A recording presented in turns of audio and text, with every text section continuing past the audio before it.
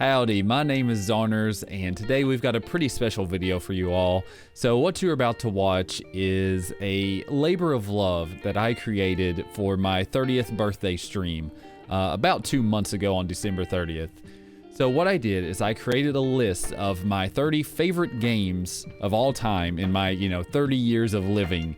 Also happened to have like 30 honorable mentions in there, but we were just running with the 30 theme, turning 30, doing it on the 30th, 30 games, 30 honorable mentions, the whole 9 yards. But I wanted to bring this to YouTube so that anyone who missed it or who didn't see different sections can jump in and see it. And plus I just kind of wanted this to live on for a while so I can go back and reference it and see how things change in the future as well. So the stream itself, as you can tell, I mean, the video is super long, but the stream itself was about four and a half hours. So I did trim out some of the fat. I got rid of about an hour or so of the content, which was usually just me going on a tangent or random bathroom breaks or anything like that in between. I did add timestamps, which you'll see down in the description below, and you'll also see the little chapter marks on the video itself so that you can jump around, you can see different parts that you missed, or you can pick it up, drop it and pick it up wherever you left off as well. Also, I didn't add really any flashy editing or anything like that. It was mostly just trimming it up and making it presentable on here. You're basically just going to see my talking head pretty much the entire time, along with a little bit of chat interaction. Well, actually, quite a lot of chat interaction along the way as well. With all that said, I do want to thank absolutely everyone who came out to the stream. It was an unbelievable response. I did not expect that many people to show up, to enjoy it so much, to share some of their favorite games. It was an absolute pleasure to share it all with all of you all. And also, speaking of sharing, drop some comments down below and let me know some of your favorite games of all time. I would absolutely love to hear about them. Obviously, I mean, I talk for 3.5 hours on mine, so feel free to leave as long-winded responses as you want. Yeah, that pretty much does it. I won't take up too much more of your time. I just want to say I'm super grateful to every single one of you all, and I'm grateful to have this opportunity to share this passion project with you all. Thank you and enjoy. 30 honorable mentions, his 30 favorite games on his 30th birthday on the 30th, right? I'm all about the 30s, okay? Listen, 30 is going to be the best year yet, and by golly, I'm going to make it that way. Okay, regardless, so the stipulations are, so franchises are all put together so I don't have like multiple of the same franchise all in a row or anything like that. I almost always, not every time, most of the time, I try to pick my favorite one of each franchise. So I don't list off each game in the franchise. I try to pick my favorite. You'll see there are multiple times where I go with like 2 of them, and because I can't pick between the 2. So it's kind of cheating, but hey, this is my list, dang it. This is my list. Oh, man. Okay. The 30 stream, yes. All right, so these are in no particular order until the top 15. Although I will say they're kind of in order in a way. It's hard to explain. Like they're not, okay, between 15 and 30, they're in like general like order of like pecking order. Like number 30 would be like the least on there. But I wouldn't necessarily rank them. Like especially like between like 21 and 15, like I really couldn't decide between those ones, so they're just all kind of in there. But 15 on are in order, and I'm torn on this. Okay, let's go. Number 30. Well, you know what I mean. We're just going to do it as numbers. Here we go. Listen, this list is super complicated. Listen, I spent a lot of time on this. It's 5,000 words long. Actually, it might be longer than that now. Regardless, before I get sidetracked. All right, Tony Hawk Pro Skater 2. Number 30, Tony Hawk Pro Skater 2. All right. First of all, the Neversoft logo at the beginning. I'll never forget this. It's a little eye running away. The Neversoft comes down and he's like in the middle and then he gets stabbed through the eye. I don't know why, but that is like so iconic. Will never forget that. The freaking old school Neversoft logo. Here's all yeah, basically lizard. Then it jumps in. It does like the live action montage of like everyone skating with Gorilla Radio from Rage Against the Machine blasting.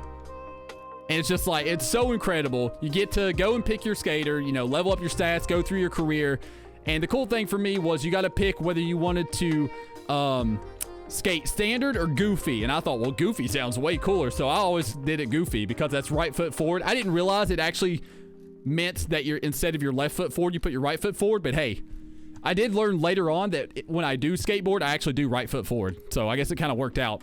But yeah, that's kind of a theme is I tend to just pick stuff when I was younger because it sounded cooler.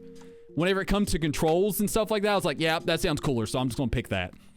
No matter what it meant. No matter what it went. Zarn can't hate anything. That's the issue. That's fair. That's actually a good point. Also, starting off, you start off in the hangar. And like, I spent probably as much time in the hangar as any other level in the whole thing. You get that Papa Roach, like Blood Brothers song just like blasting in the background. Also, Bring Noise would come on in the middle of it. There were so many just icon, like the music fit the game so perfectly. And not to mention, he knows. Yes, there are two people in my life that I have a deep-seated hatred, and Pickles. But besides that, yeah. I hate Flo. Flo is the progressive girl. Yes. Yeah, Flo. Exactly, Tim. Exactly, Flo. Ooh. Okay, I'm not going off on a tangent here because this will take forever. So my favorite level in the game was the Skate Heaven level because you could go in, you could turn gravity all the way down and do like 4 trillion flips. And it was awesome. And it got me into X Games at the time. And I was like a hardcore X Games person for like a solid like 6 years after this, probably 7 years. I got really into obviously watching Tony Hawk, and then I got into watching, was it Dave Mirra in the BMX, and then I especially loved watching the Big Air for the dirt bikes. That was like my favorite thing to watch. I loved watching that. With like Mike Metzger doing the first backflip, and he did 2 in a row. Whew, so many memories. So yeah, that's why Tony Hawk Pro Skater 2 is number 30. Also, another stipulation, not really stipulation, just kind of like general way I pick these. Once again, they're not my list of the best games ever. They're my list of my personal favorites, and nostalgia goggles are on for this. Like I had to think about like the ones that bring back the best memories and stuff, and like just I feel the nostalgia towards. So nostalgia is perfectly fine to rank a lot of this. All right, so let's move on. Number 29. It was, man, dude, Tony Hawk. Whew. I used to love watching X Games back then, man. I used to love it. Flo, bro. She's trying to save you 15. That's Geico, but yeah. Is this going to be a 24-hour? Void, don't tempt me. Listen, I don't know. This could be long. Like I said, I've got a lot of notes. I'm going to try not to go too long. I don't know. Do y'all prefer me to go? Like, I could have. We'll see. We'll just keep going. We'll fill it out. We'll fill it out. All right, number 29. Listen, the top 10, and especially the top like 3 are going to be some long-winded stuff. The top 1 is going to be real long. I can tell you that much. It's 30 hours. 30 games in 30 hours. Right? Oh my gosh. Totally down, everyone. Come on now. Trying to get her back. Oh, yeah. Okay, anyways. All right, number 29. Need for Speed. And this is one I cheated on. I could not pick between Hot Pursuit 2 or Underground. Those are the two, and I could not pick between the two. I went back through, like, for all of these, I did research, I rewatched videos and, like, different trailers and stuff on them so I could kind of, like, get a recollection of a lot of this stuff, and my goodness, I couldn't pick it. I couldn't pick it. It's OnlyFans. So, I will say the first one of the series that captured me was Need for Speed 3 Hot Pursuit on the original PlayStation. And so I was crazy hyped when Hot Pursuit 2 came out.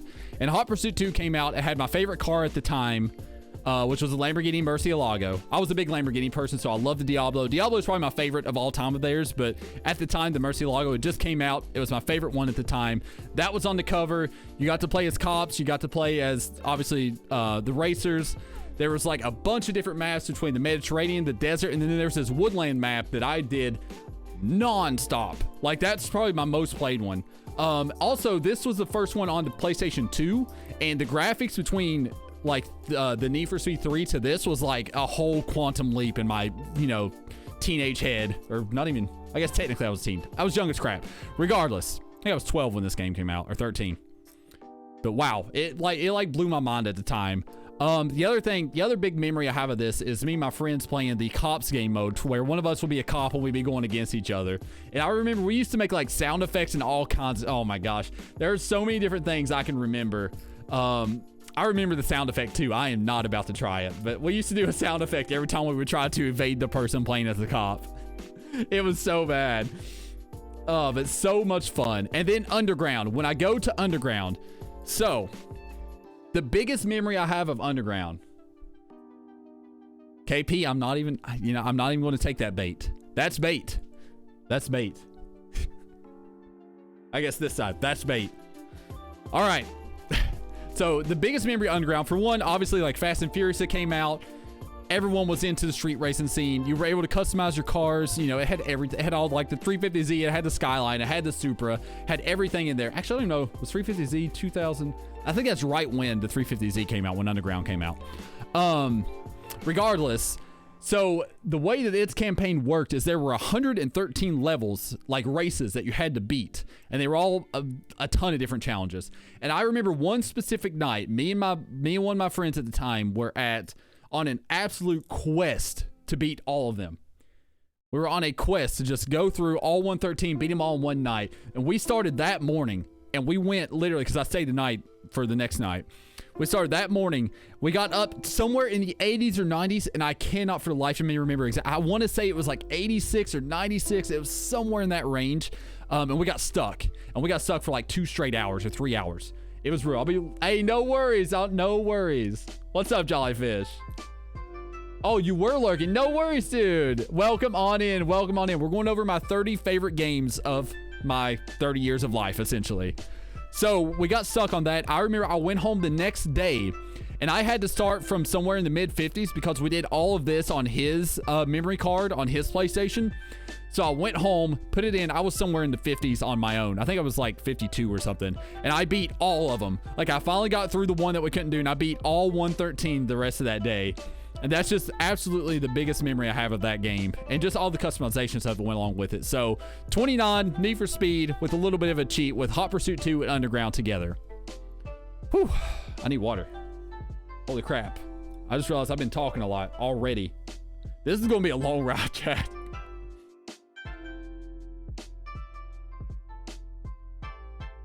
It's been a long life. My memory's not the greatest.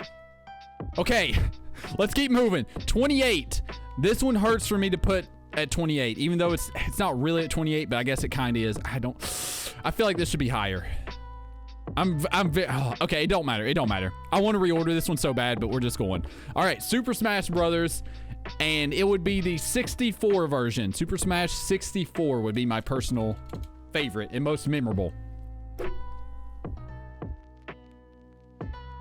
Whew. Sorry. Mustache. Should trim today. Okay. Super Smash Brothers 64. I'll never forget the first time I ever played this game. So I was at my best friend's house. So we had, growing up, there was like a trio. We were called the Three Musketeers. We were the 3 best friends that anyone could have. You know, that whole thing. That was us. It was me, my best friend Michael, my best friend Jacob growing up. And we were like inseparable. We always gamed together, did everything together. Well, I was at my friend Michael's house, and Jacob was getting ready to come over. It's not the same. It's not Jabante. This is a tangent, but my best friend's name and Jabante's name, first name and last name, were both the exact same. I won't say what it is, but yeah.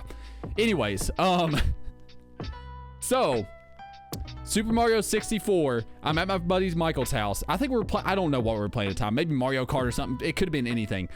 Jacob comes over. Yeah, there's another J. It's something else. So Jacob comes over, and he has with him, he pulls out Super Smash Brothers 64 is what he pulls out. Tony! Yo, Tony, with the raid. Are you serious, dude? Welcome in, everyone. So we are on number 20. You barely missed anything, actually. We're only on number 28 right now with my 30 games. Dude, I hope you had a great day. Oh, thank you so much, Tony. Thank you so much for the happy birthday wishes. And welcome, Raiders. Thank you so much. Just in time for Smash. Yes. Okay, I'll go ahead and tell y'all the first 2. So number 30 was Tony Hawk's Pro Skater 2. And number 29 was Need for Speed. And I couldn't decide, so I did Hot Pursuit 2 / Underground. Those both tied for me. And now we're on 28, which is like, whew. You're Tony's bro. Yo, let's go, Nick. Arson Nick. I like it. That's a good name. That's a good name. Welcome on in.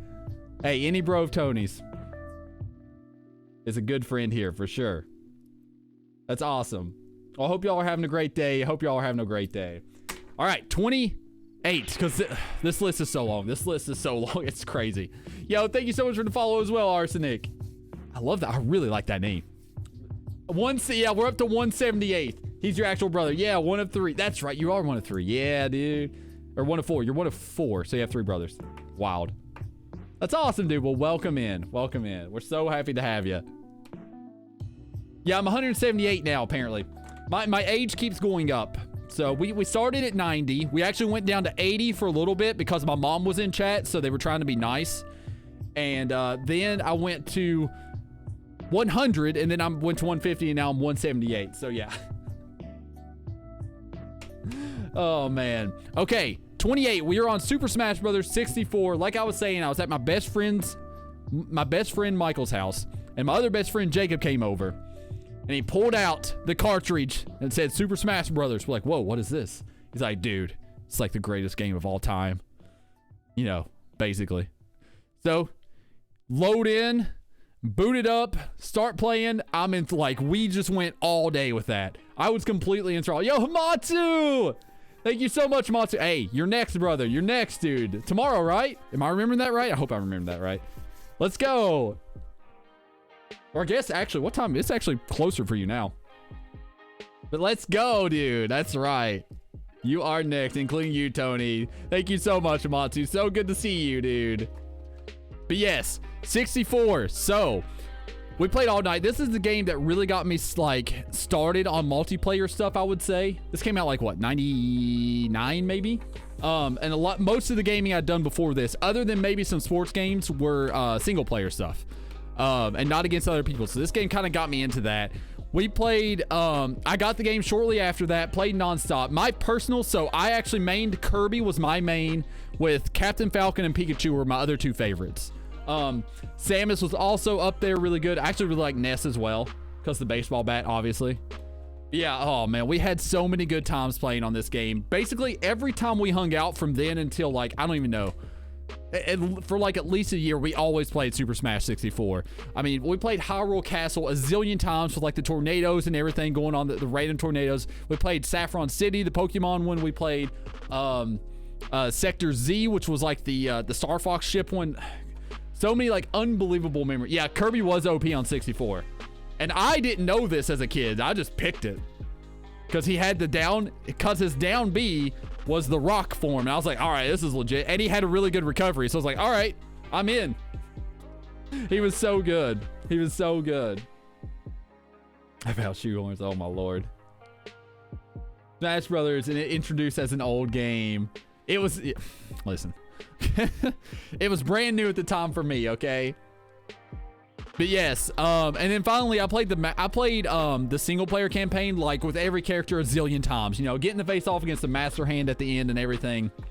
Literally so many unbelievable memories in Smash 64. So that's why it's on there. It is number 28. I feel like it should definitely be way higher. Like I said, 15 through 30 are like very loosely ranked. 15 on are kind of more hard ranked, but 15 through 30, like they can kind of float a lot in there. All right. So moving on to 27. Let me take a sip of water because I'm dying right now. Oh, actually coffee too, sure. Yo, no worries, Tim, no worries. Oh, here we go with the biscuits and gravy, right? Yeah, all the Swedes, man.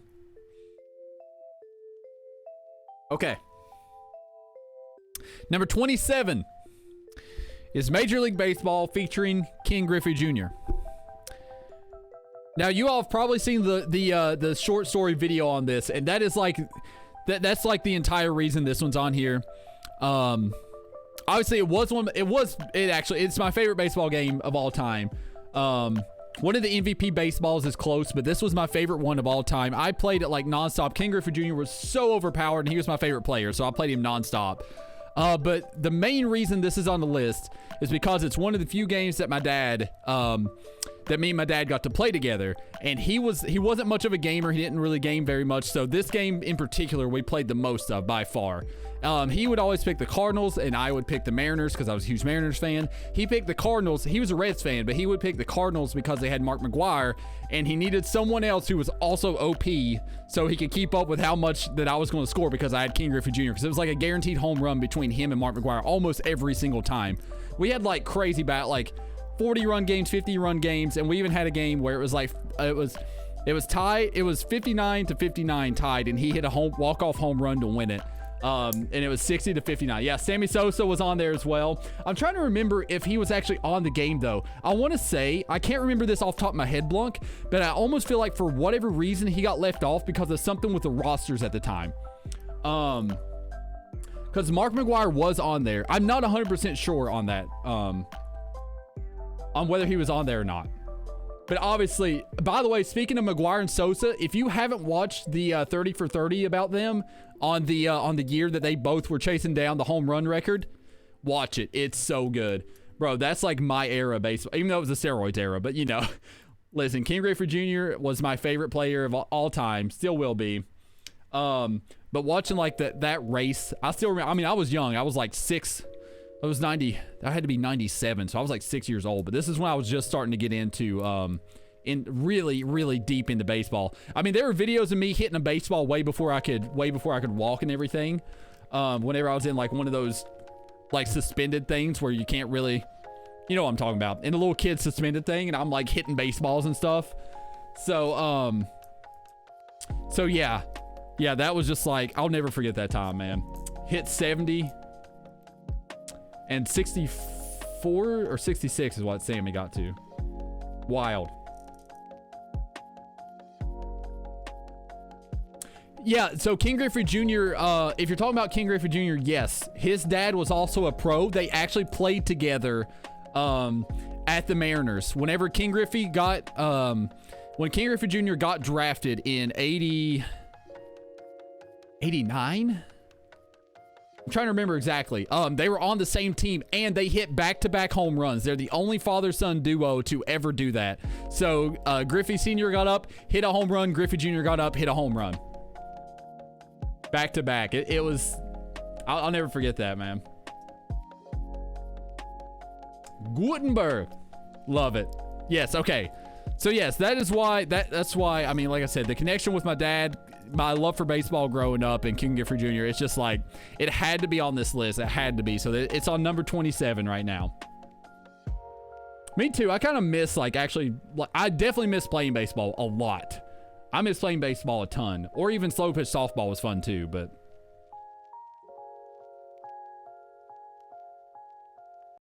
All right. That was 27. And now we're going on. It's another sports game. I think there's one more other sports game on here. Yeah, there should be one more after this one. It's a little later on, though. Because growing up, I played a lot of sports games growing up. I played a lot of everything, but I played, like, a lot of sports games growing up. So 26 is NCAA football. I'm not really sure which year I would pick. The first one I remember personally having was 2003, and that had the Oregon quarterback, Joey Harrington? Actually don't remember exactly who that was. On the cover of the Oregon one. I know it was an Oregon quarterback. I think it was number 3. 04, I think had Carson Palmer on it, and 06 was the Heisman one. Yeah, 06 was the Heisman one with Desmond Howard. It would be between those ones. I don't know which one I played the most. Probably 04. But either way, they're all like pretty similar, so it doesn't really matter. The main thing is I played countless Dynasty mode seasons on there. I at the beginning, like I remember the very first year, I would create my own team and make them all level 99s, like 99 stats all the way down, and would just steamroll everyone because I was just like a little cheater back then, basically. So, I would do that, but then as time went on, and that got really boring, I would pick the worst team that had either the best running back, the fastest receiver with the strongest quarterback, essentially. So I would pick a team that either had the best running back or the team that had the fastest wide receiver with the strongest quarterback. It didn't matter if the quarterback was necessarily good. They just had to have a really good throwing power was the main thing.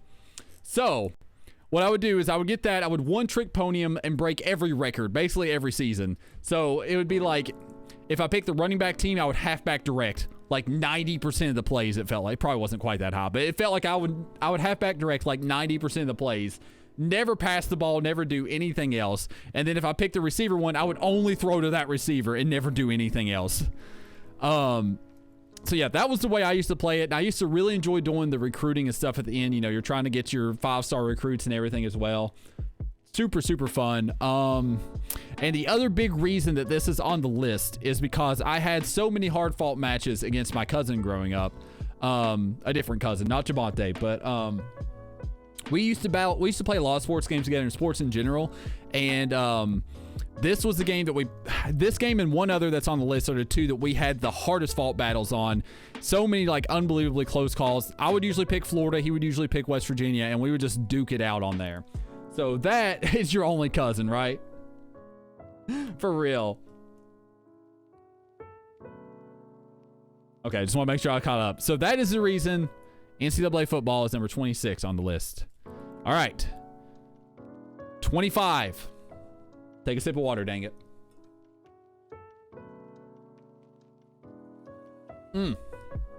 25. Undertale. Undertale is 25. I feel like it should be higher. It kind of like I said, a lot of these are so interchangeable, but man, there are so many great games in here. There are so many great games in here.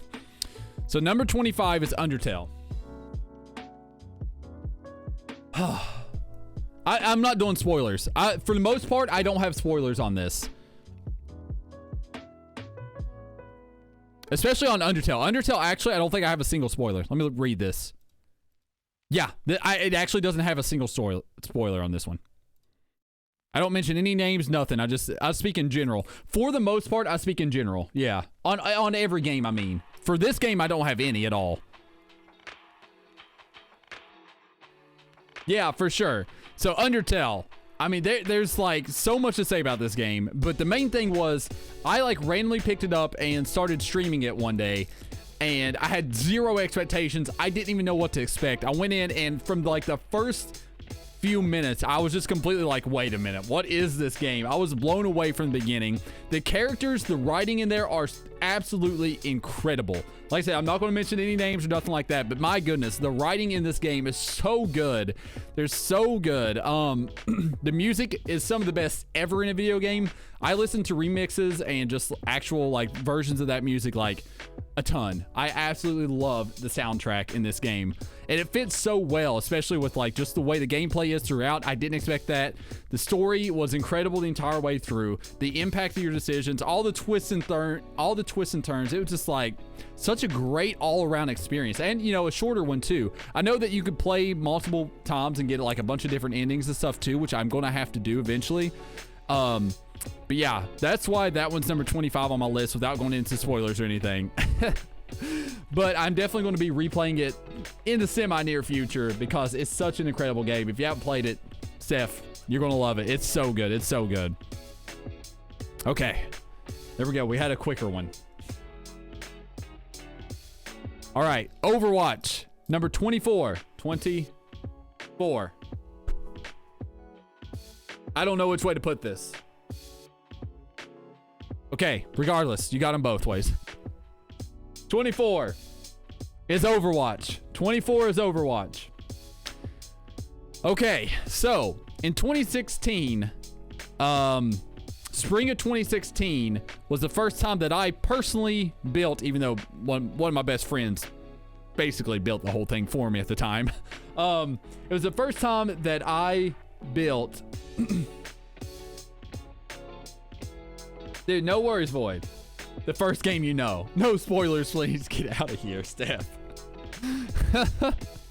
Okay, so 2016, spring of 2016 was the first time that I built my own gaming PC. Obviously, I had been playing PC games my entire life. I had like a gaming PC kind of when I was growing up as well at one point. But I never like built my own. So 2016, I built this, and shortly thereafter, like a month or two after, is when Overwatch came out, and it was the perfect game at the perfect time for me to start playing. I jumped in, and for about the first month and a half, it was the only thing I could think of doing. Like I was grinding super hard. I was working at the car wash at the time. I would like stay up super late, get up early, go to the car wash, and as soon as I got home, I'd eat and just start playing Overwatch, like for non-stop for the first solid month and a half. Obviously, I mean, I loved all the characters. I loved the way the gameplay was. It was super smooth. It was like a nice combination of MOBA and shooter at the time. I mean, McCree was literally perfect. Obviously, you see the Howdy emote in chat. Yeah, I mean, it's literally just like my perfect character in a perfect game for me was in that game was McCree. So I played him non-stop, and also Widowmaker was my next favorite because it was a sniper character and I was always a sniper. So I used to play that a ton. We were grinding it through. I didn't end up playing rank mode right when it first came out because that was right whenever I was quitting. Well, my friends were quitting for the most part at the time, so I didn't really have a solid group to play in it, and I didn't want to play by myself. Mainly being scared. But yes, so McCree was my main with Widow as my other main, I guess. I have more hours on McCree, but Widow would be my second most played. Widow is my second most played. Especially on maps like, what is it? Gibraltar and, oh, I can't remember the name of the streets map. I just like completely lost it. But yeah, super, not judging. Hey, Widow was great. I was DPS. I don't play anything other than DPS. So I always had to pick that. And Widow was super good at the beginning of the game too. And a sniper. I mean, I love snipers. You'll hear more about my sniping later on. But I really like the abilities. Everything was like, it was pretty much bug free at the beginning other than like the balance issues. But McCree was super overpowered, which was awesome. McCree being overpowered for the first month was pretty freaking incredible. While we're judging about Judge, oh my gosh. So yeah, it was like the perfect game, the perfect time for me to start playing on PC, on my new PC, I should say. And it was probably I guess it would have been my most played shooter ever at that point for PC, because I didn't really play a whole lot of shooters on PC up until that point. Because most of my shooting stuff was Halo and other games on Xbox, so that's where all my friends were. So that's why Overwatch is number 24. 24. When someone talks to... Listen, Steph, are you doubting my ability as Widow? I have clips. Actually, I don't know if I still have those clips. I used to have clips. I was pretty balling at Widow for a while. Taking your lunch break from work, but I'll be lurking. No worries, hold me back in the big. No worries, Nick. Hey, enjoy that lunch break. Enjoy that lunch break.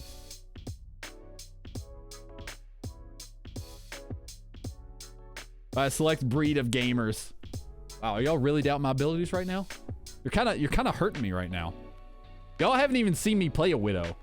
Even though I'm probably trash right now, but back when I was grinding every day, I had it dialed. I was cracked, as they say, as the kids say. You're just sus? That is literally doubting. What do you mean? You're just sus. That's literally what that means.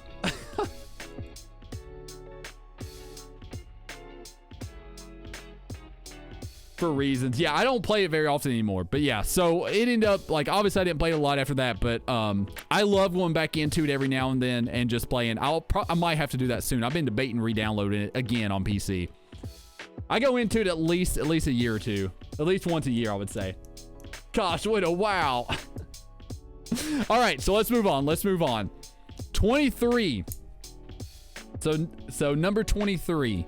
This one is also slightly a tie, even though I prefer one of these over the other, but it's kind of hard to mention one without the other. So it's Age of Mythology and Age of Empires 2. These were old school RTS games. I mean, I'm sure you've heard of Age of Empires. That's kind of the main reason I put that in there, because more people have heard of that one. But Age of Mythology was also sort of like a predecessor made by the same people. And obviously, as is in the name, it went into like a bunch of I guess mythological themes. So you had like Zeus, you had Hades, you had Set, you had Isis, you had or Isis, you had Odin and Thor. I can't remember, and Loki as well. So there were a bunch of different. Whoa, why did this stop playing? There we go. Sorry. Okay.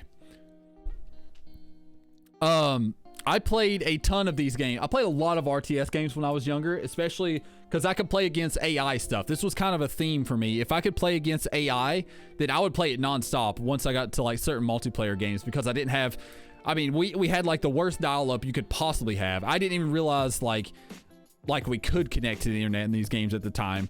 So I would just face off against the AI, and my strategy was always to build the biggest, most like ridiculous wall I possibly could between me and the other characters, the other enemies on the map. So my whole strategy was to turtle up super hard, build like multiple layers of walls so they couldn't get through, and just slowly build my army up until they were just like unbelievably powerful. I'd like get a bunch of different wonders and all kinds of stuff, and then just like go through the front gates and just tear everyone down. That was always my strategy. I will say for Age of Empires 2, there was a cheat code to where you could, well, it's dial up, get out of here.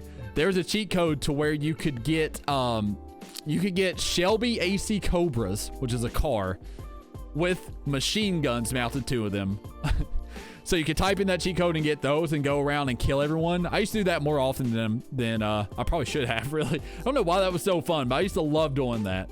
But some of the biggest things about Age of Mythology was like the sound design was so good. It had like this perfect ambience mix with like these little subtle, I guess, instrumentations during like the early phase of the game. It was just like so relaxing. It was so relaxing.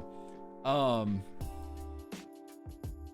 all the various voice lines, like there's so many different voice lines that are like iconic because they would just make up random words, and sometimes they speak in Italian, and just so much in there. I know there's a lot of memes on that, but yeah, Age of Mythology / Age of Empires 2 would be number 23 for me. So many unbelievable, like I put a ton of time into that. Ooh, the next one's a big one for me.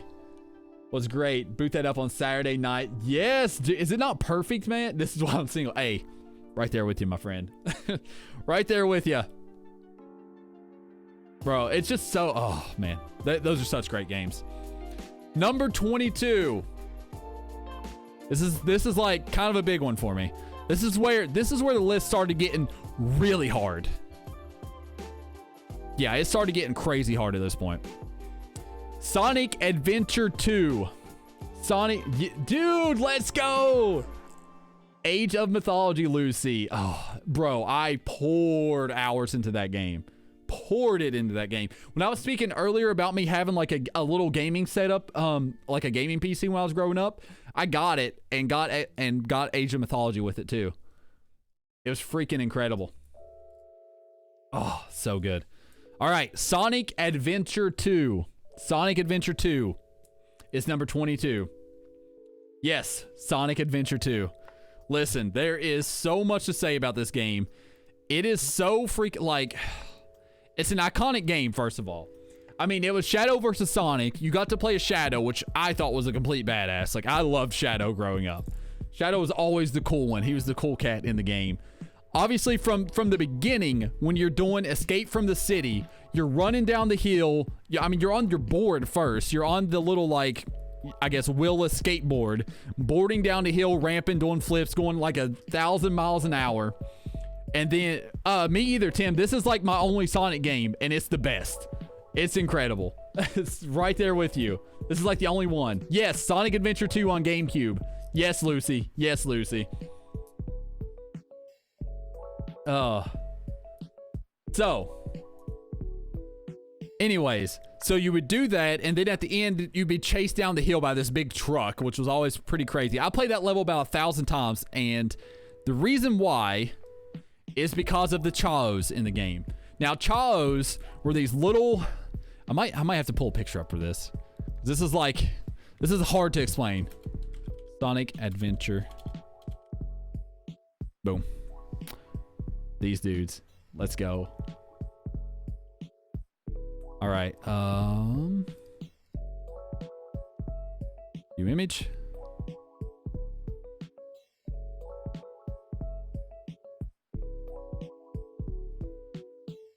Okay. Boom. All right. So these were the Chaos. You had your dark one, your angel, like your light one. I think actually that one was actually in the middle, and that was your light one. But yes, you got to raise these little dudes, and you got to let them race, like you made them race each other as well. And we spent out like days and days. Make it like you got to level them up. You got to please play. I don't know why that keeps pausing. Okay, you got to level them up, and as they got better, you got to feed them and make them turn. That's how you could turn them into like a dark one or a light one. Whew. So the big thing was it was me and my best friend Jacob. We also had the Game Boy Advance one. We actually shared a save because we were so into the Chos that we wanted to put all the time we possibly could into them. So we we would like bring the memory card and stuff to school and like trade each other out. Dude, so the big thing was, I know, Stress Squishy's right, dibs on blue, man.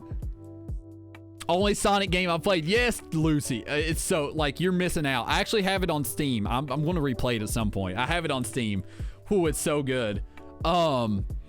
So the big thing was it would take a certain amount of hours, and it was 16 hours is what it was for them to, like, evolve or turn into something else or level up. And what we used to do, yeah, not Javante. Correct. So what we used to do is we would leave the GameCube on. So we'd play all day, and then at night we would leave the GameCube on and then leave it on throughout the night and then throughout school the next day. And then I would usually walk up to his house because he lived behind the middle school. So I would walk up to his house and we would start playing again, and our child will have like leveled up and stuff at that point.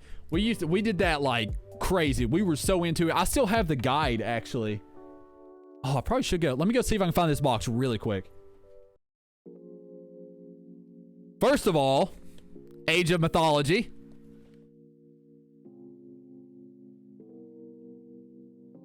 Okay, my light's like destroying that. Oh. Epic game.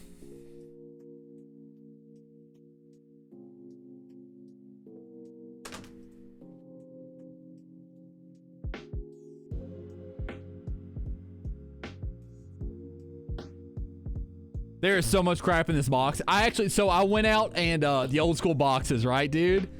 I actually have more in the attic, but I'm not about to go get that. So I got these from whenever I cleaned out my mom's basement earlier this year. So I think I still have the game guide in here. Bada boom! I do still have the game guide. Let's go. Yeah. I wonder if I can find the Chalos in here.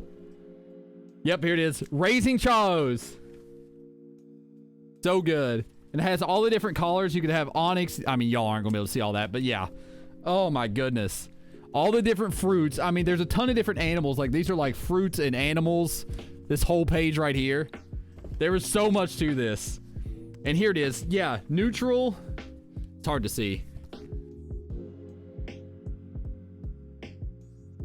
Neutral, dark, and hero. So we always went for dark, but we also had a hero one as well. Bro. Oh, man. The other thing was, so it linked up with a Game Boy Advance version where you could also use it to raise your child. So we did that too, and I still have that game. I'm not 100% sure which drawer it's in, but I still have the actual old game as well. Bro, I've got a ton of stuff, man. I got a ton of old gaming stuff. I'm going to bring out some of these other ones, too. I wish I'd have thought of that earlier. I would have gone in the attic and grabbed... I have the box. The majority of the games that I own, I still have the box for. Well, I take that back. The majority of the really old games, I have the box for. The PS2 stuff, I got rid of, unfortunately. Unfortunately, I got rid of all my PS2 stuff, which I'm kind of upset about. Not going to lie. That actually hurts me that I did that. But, you know, I think I was buying it... I think it was whenever I was getting a 360 at the time, so, you know. One of those things. Okay. So yes, that is Sonic Adventure 2. It's just so many memories with that. And like I said, that was number 22. I mean, these are so hard to put in there right now. Okay. Before I get too sidetracked, number 21, Gears of War. And I went with the first one. The first one's by far the most memorable for me, and the one I played the most. Gears of War 1. First of all, we're doing this because it's seriously got to be... All right,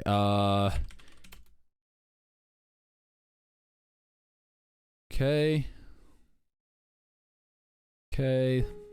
It's going to be terrible quality. 360p. Let me see if I can find it in HD, please. Did anyone do this in HD? Wait. They remaster it? I'm a little bit scared to watch the remastered one because I feel like it's going to be different. Okay, it looks different. Yes. Okay, this is HD. Well, at least 720. It's better than the other one was. Chat, we're going to watch this because it might be the best gaming trailer of all time. Gears of War 1.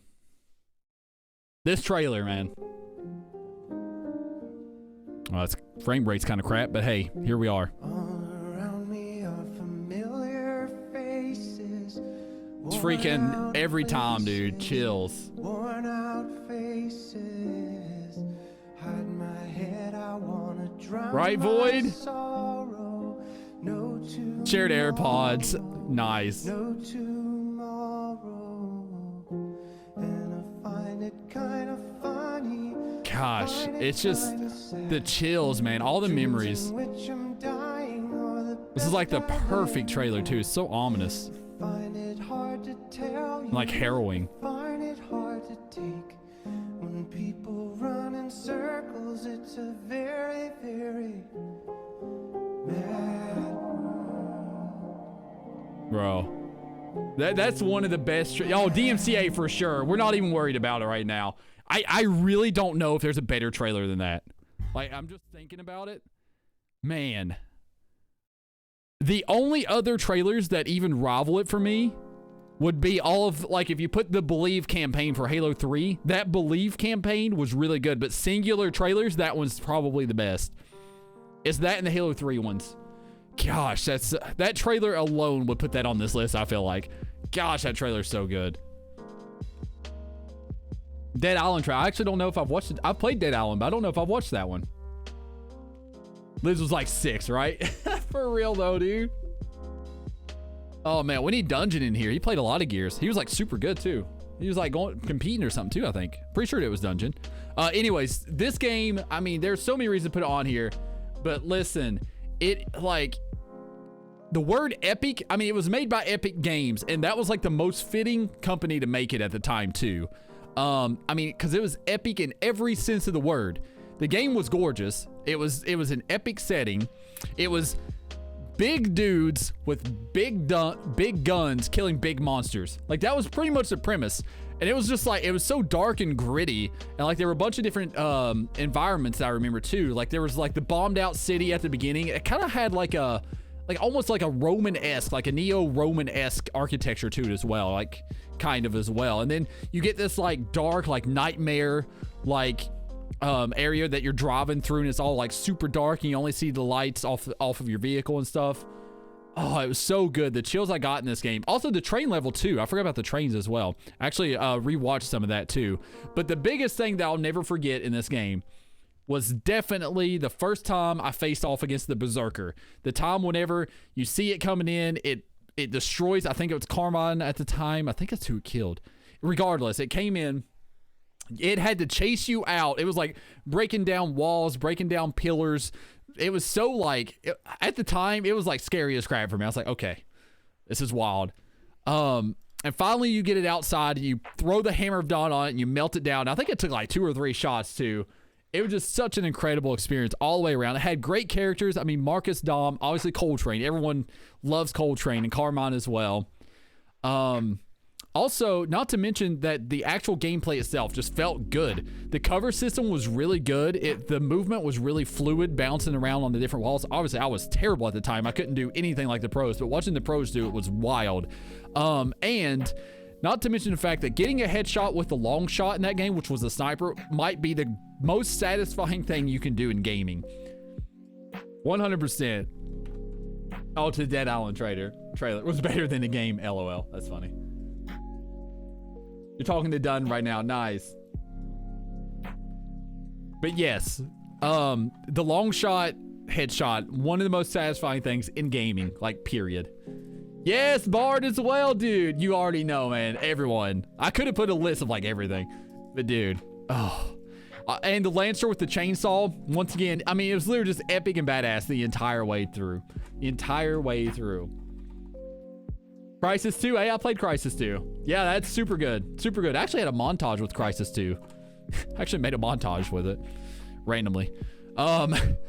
Super good game. It's I could have put that on the list. I didn't play it that much though, to be honest. Also, the other thing I liked about the game is I felt like the higher difficulties in this level were like fun and like it added even more to it, because like the dark and gritty like nature of it all, and obviously kind of like that like I guess the feeling of like impending doom when you're on higher levels just felt so great. It went so well in this game. Gears 2, another great game. I loved Gears 2. I did, but Gears 1 is the one I definitely played the most. Even though I didn't play a ton of multiplayer in it. Me and my friends would play every now and then, and I don't think you could put bots on there. And this was actually right before I got Xbox Live, so I wasn't able to play online yet.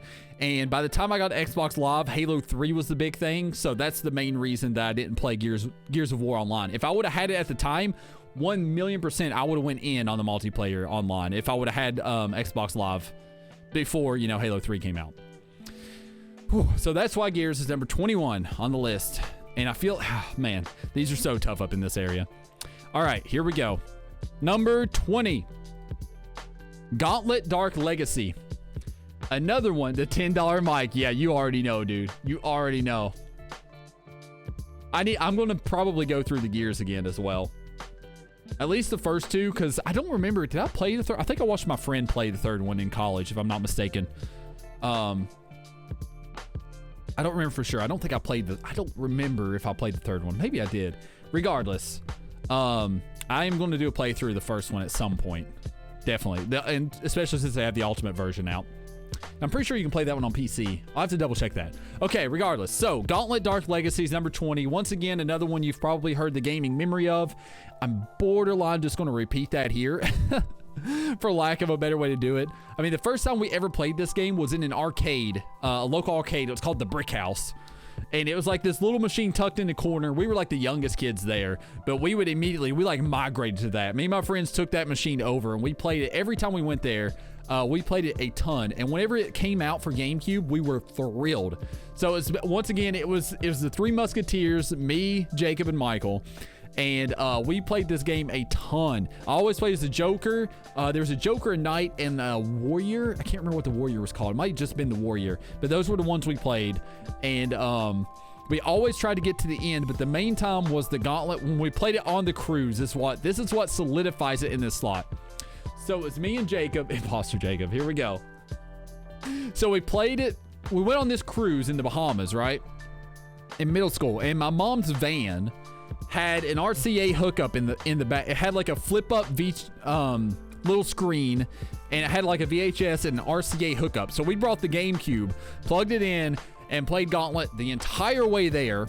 And our initial plan, like when we got there, we were just going to leave it in the car, but then vote, yeah, right.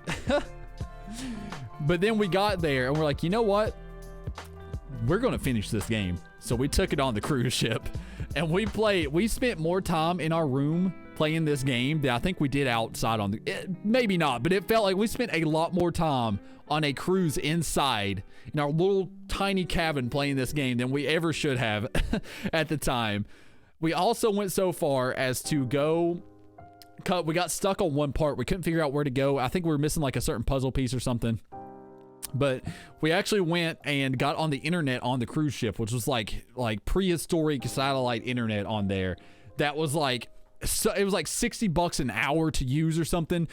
So we were just we had our mom's like cards because it had the code on there. So we put in the code and they got charged. They're like, did you all use the internet? It's like, yeah. They're like, why'd you do it? No reason. We like tried to get around. Eventually we told them, it's like we had to look up how to beat this part in this game. So that's the biggest memory of that one. Like I said, it's already in one of my memory in my Be Right Back screen, so y'all know most of that. But such an amazing game. Like I said, it's a dungeon crawler just like the old just like Diablo back in the day. Had to fight a bunch of different bosses, get more powerful as you go up. Super good time. Some of my best memories in gaming were on Gauntlet. Okay. And number 19, which we just started, is Cuphead. Cuphead. I just realized I hadn't actually finished that one. Lizard is driving. He said, what I do? LOL. Yeah, I keep trying to do the Yoda quote for them. I'm like, let's see, I'm 180 now. It's like, when 180 years you reach, look as good you will not. So that's my plan. Keep putting that in there. Okay, so number 19 is Cuphead. Obviously, the art style and the music hooks you right away on this. I mean, the music literally fits it perfectly, and the fact that they hand drew like every single frame, every single animation in this game is outrageous. It's so well done. The controls are crazy smooth, and even though the game is very difficult, at least it definitely was for me, it never feels fully unfair. There are moments that it felt unfair for sure, and I'm gonna go into my playthrough here in a second, but or actually I guess right now. So I actually played this on stream back on Mixer, and it was a roller coaster of a ride, and I wish I had the highlights from these VODs, but unfortunately at the time Mixer was having issues, and all my VODs, like when I would end stream, they wouldn't be there, or they would be cut off, or there would be no audio. So I don't have any of the clips from this because it was a crazy playthrough. Like, oh my gosh, like the trials and tribulations we went through on this game are pretty legendary, actually, for the ones who were there. It was outrageous. Obviously the variety of bosses were incredible. The art style, all the different styles, the different mechanics, various phases of each fight. The two bosses that I struggled the most with was the robot boss, like Dr. something other's robot, was the one that stumped me like hard. Like that was like a hard stop, and I had to take a break from the game because I could not. I mean, I spent an entire stream and a half trying to beat this stupid boss. Maybe not quite that much, but it was basically a whole stream trying to beat this boss. I couldn't do it, and I was like, okay, I gotta take a break. This is absolutely killing me right now. I cannot get through it. Yeah, right, you need to finish it. It's rough. It's so worth it though at the end. And then we got to King Dice. After the robot boss, it wasn't too terribly hard after that. I think maybe the honeycomb one took a little while, but either way, it wasn't like, none of them were quite as bad as the robot after that. But then we got to King Dice, which is the second to last boss. It took me 2 straight full streams to beat him. Entire streams. This was probably like 10 hours to beat that dude. And the amount of heartbreaking, like just heart-wrenching last millisecond deaths I had on him was unbelievable. It was one of the biggest struggles I've ever had in a game, but I was determined to beat this dude. Determined. And I was trash at the game, obviously. But listen, we went through the biggest roller coaster ever. I know Paradox was there. It had to be, man. It had to be 10 hours. I know it was 2 full streams. I know that for sure. I don't know how long I was streaming back then, honestly. This was like over 2 years ago. Or no, yeah, close to 2 years ago. So either way, it took a long time. We finally, when we beat it, that was like the biggest, like, I know whenever you all saw my, when we beat Destiny, the raid a month ago, it was a similar moment to where it was just like pure, like, triumph and joy. And then I realized we still had the final boss. Luckily, it only took me like, it didn't take that long. I can't remember exactly how long. An hour, maybe 2. I think it took an hour to beat the final boss. But finally beating it and just conquering that game was seriously one of the biggest rushes I had. And some of the, like, that was one of the best series of streams I had ever had at the time. And I desperately wish I still had the clips for that because, gosh, they were crazy. Crazy good. So that is why Cuphead is number 19. All right, so we're moving on to number 18. Now, I did put a stipulation at the beginning that most of these games, actually, okay, every game except for this one are games that I have beaten, but I couldn't, and maybe this is recency bias, but I could not resist putting this on here. So every game other than this one are games that I have beaten. And number 18 currently is Jedi Fallen Order. I was very torn on whether I should put this on the list, but I'm thinking, you know, I've got around 20 hours on there. I've got around 20 hours on it already. I literally the entire way, it's getting better and better the entire way. It hooked me right. I mean, the second we went in, it had that like funky space western song going, and you saw like these like broken up ships, getting a lot of the overviews, the rain, like the environment and everything. It hooked me in at the beginning. I was already feeling it. And then you get into it later. I mean, the platform was great. The puzzles are really well done, even if sometimes I hate them because of the freaking gravity one, which we'll probably go through that clip tomorrow. But yeah, gravity was brutal. That one took me a while, like almost 2 hours to figure out.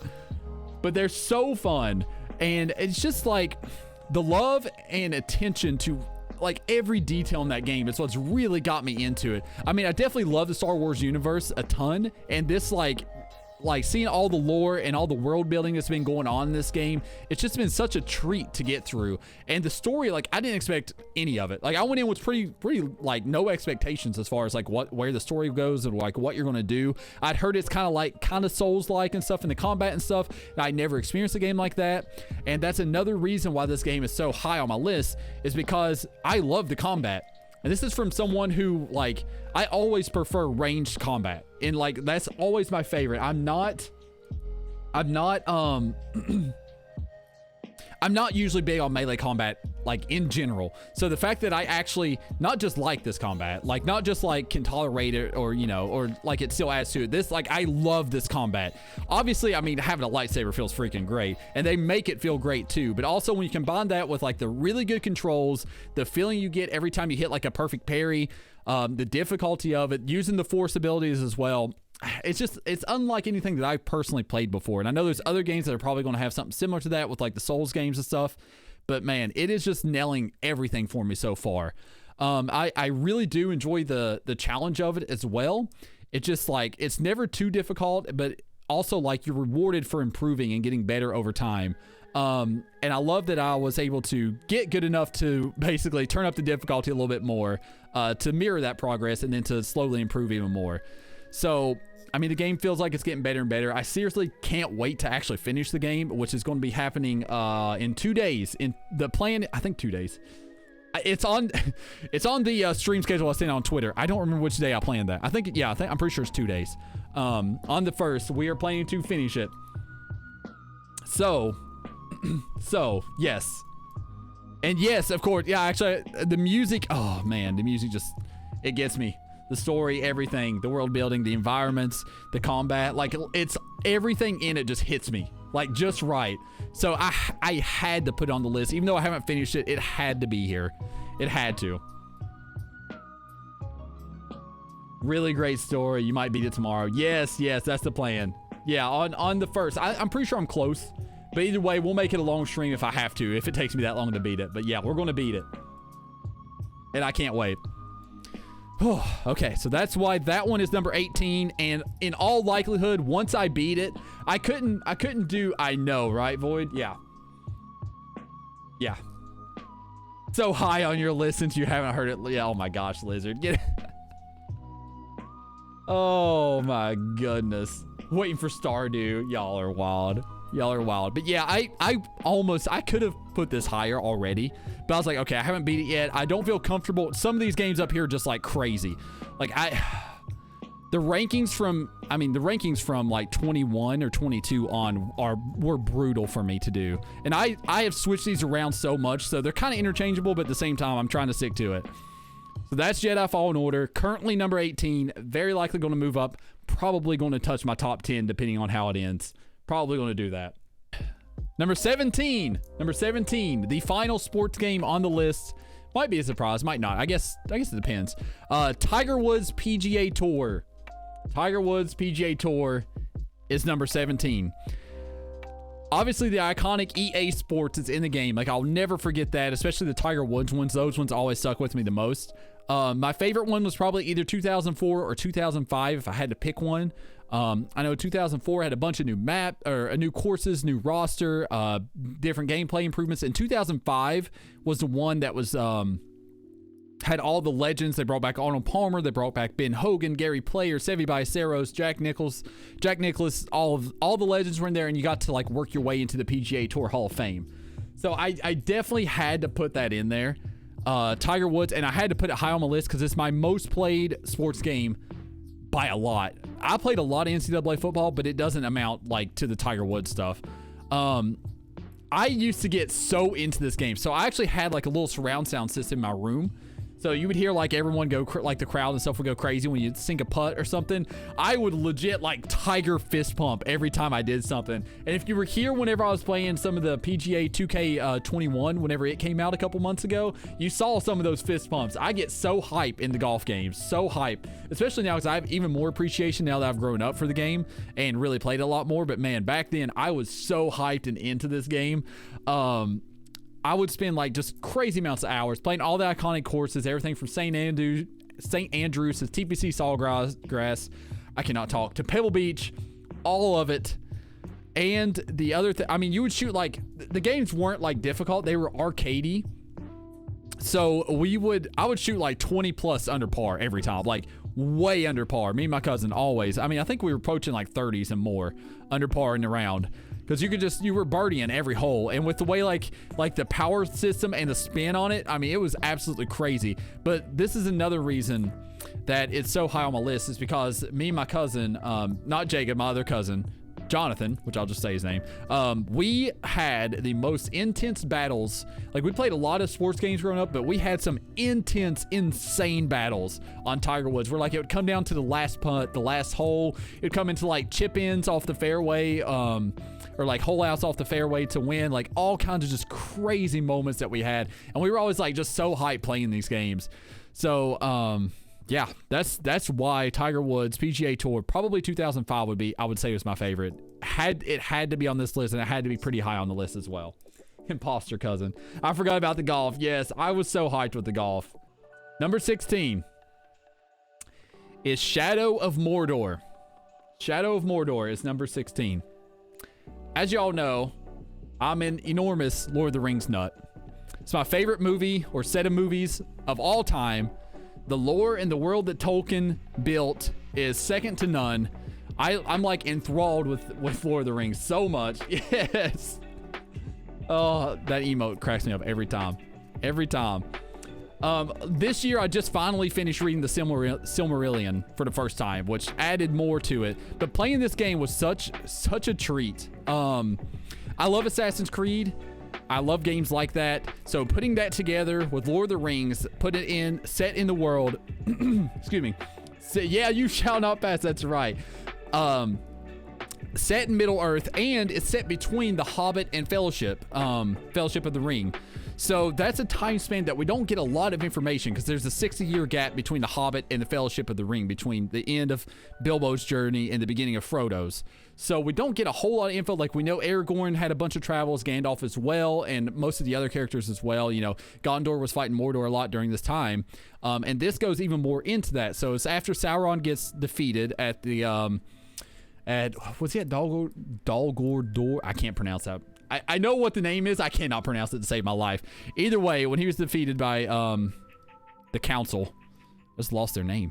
Can't believe I just lost the name of the council. Regardless, so he fled back to Mordor, and this sort of picks up right whenever he's getting back. He's taking back the Black Gate, entering back into Mordor, and that's where the story starts. And the controls in this game felt great. The enemies were so cool. Like, the Nemesis system was so sweet. Like, the enemies would remember you. They would fight you differently. And I heard that they even improved upon this in Shadow of War, which is awesome. And all the characters just had, like, so much personality to them. The story was super great, being able to travel to different areas to see Mordor before it was, like, this big ruin, you know, before it became, you know, the scorched earth that it is in by the time of the Fellowship. It was just so awesome to see. I was just nerding out the entire way. I like nearly 100% of this game. I don't really 100% games ever, but I nearly 100% of this game was checking out everything. And then also getting to see more about Celebrimbor and Sauron and the forging of the rings and all that. I was literally nerding out the entire time. And obviously having Gollum in there as some of the side quests was just such a cool little treat. Once again, kind of like Star Wars, so much love and effort put in this game. Like, every little place on the map felt like it had some little secret, some little connection to the lore that you could learn about. And yeah, that's why it had to be on my list. And it's number 16, just outside of the top 15. I wanted to put it in there, but I couldn't quite get there. I know that eventually, soon, I'm going to be playing Shadow of War. So yeah, that's why that one's number 16. Okay.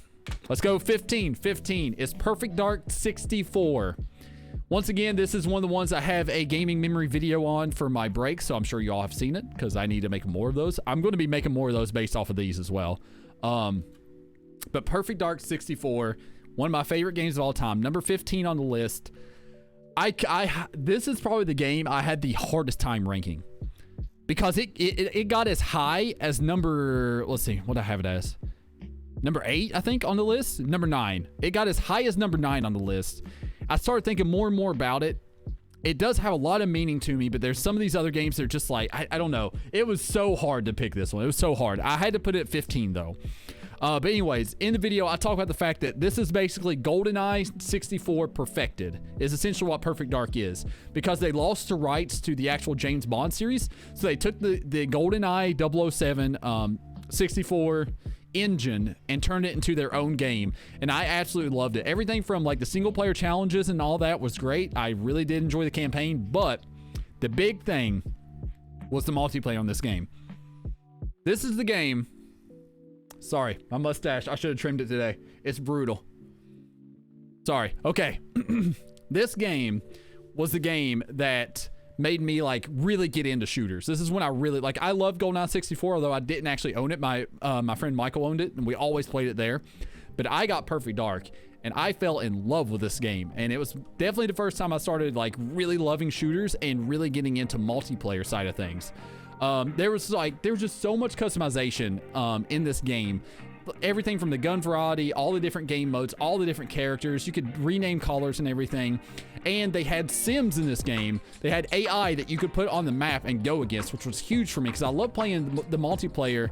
I would have loved to have played multiplayer like that in some of the other games, but you were only able to play it if you had a real human next to you, you know?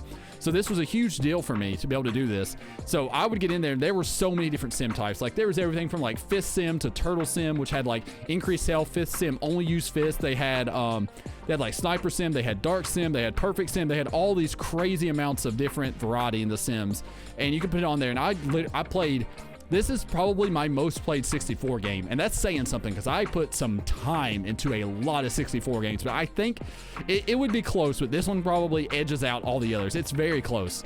My go-to was to play Area 52, which was a map, and so you could pick which weapon spawned in which spot, and you figured out all the different spawns. I think there were 7 per map, or 8, I can't remember exactly, but all I know is I would always put the laptop gun in, I think, number 1, and the far sight in number 4, and that would make them spawn, and then I would make sure that I spawned near the laptop gun. So I'd grab the laptop gun, run to the far sight place, which was like in this little room, and the laptop gun, you could actually go into a secondary firing mode and throw it up on the wall, and it would be like a turret for you.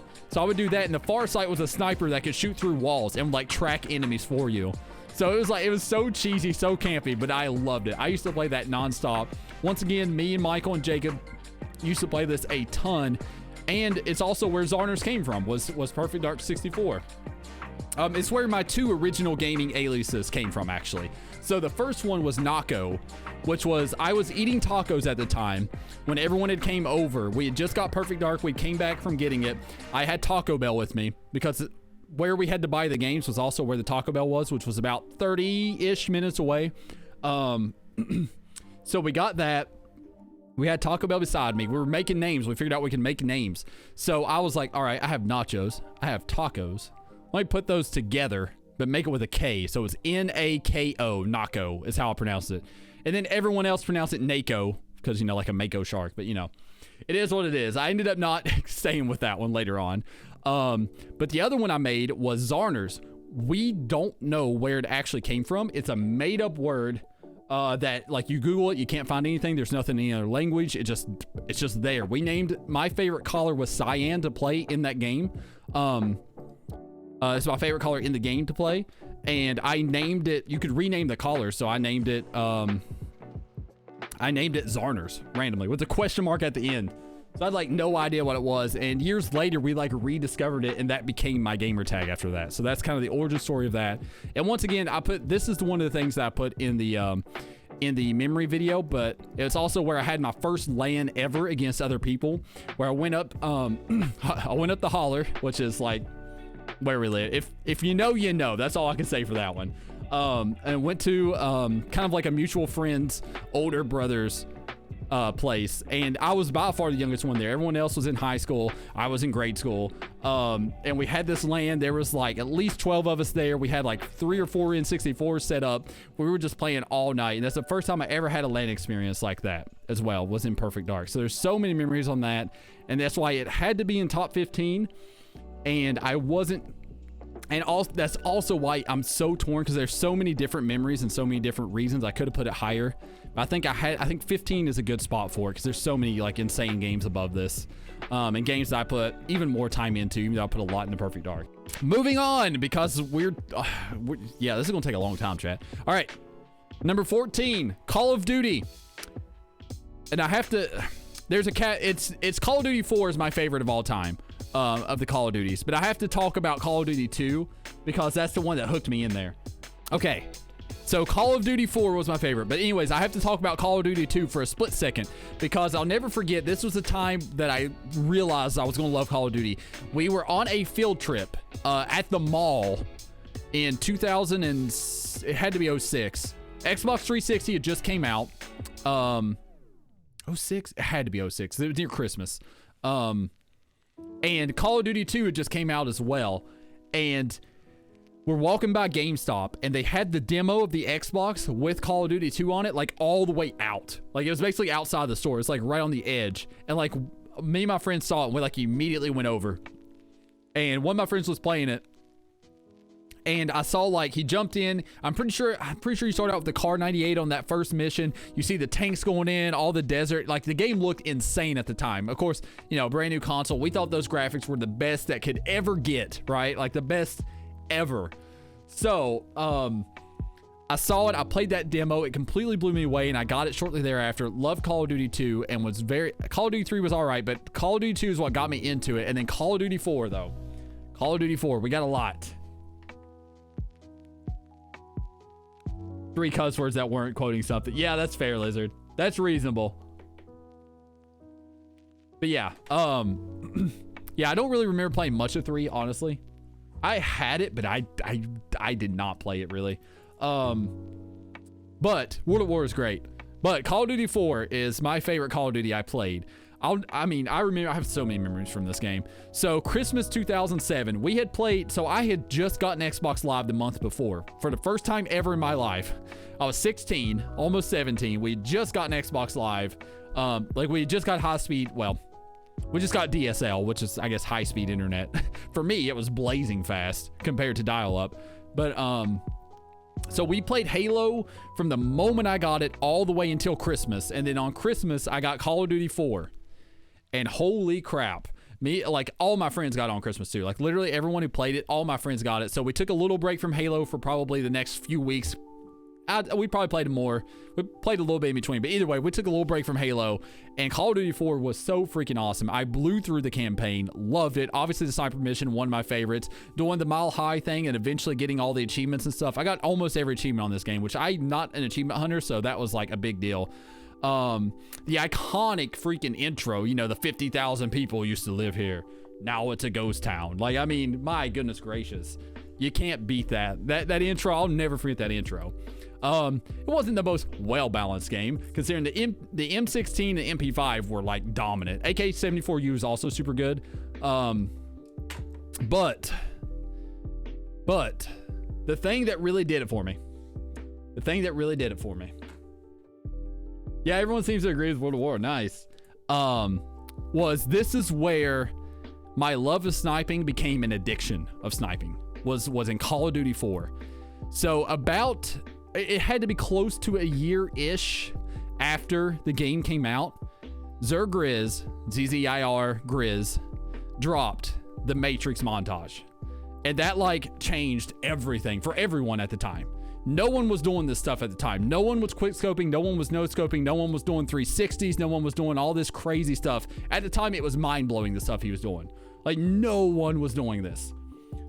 So, and that was the M40A3. The Barrett was great, but listen, the M40A3 is my favorite.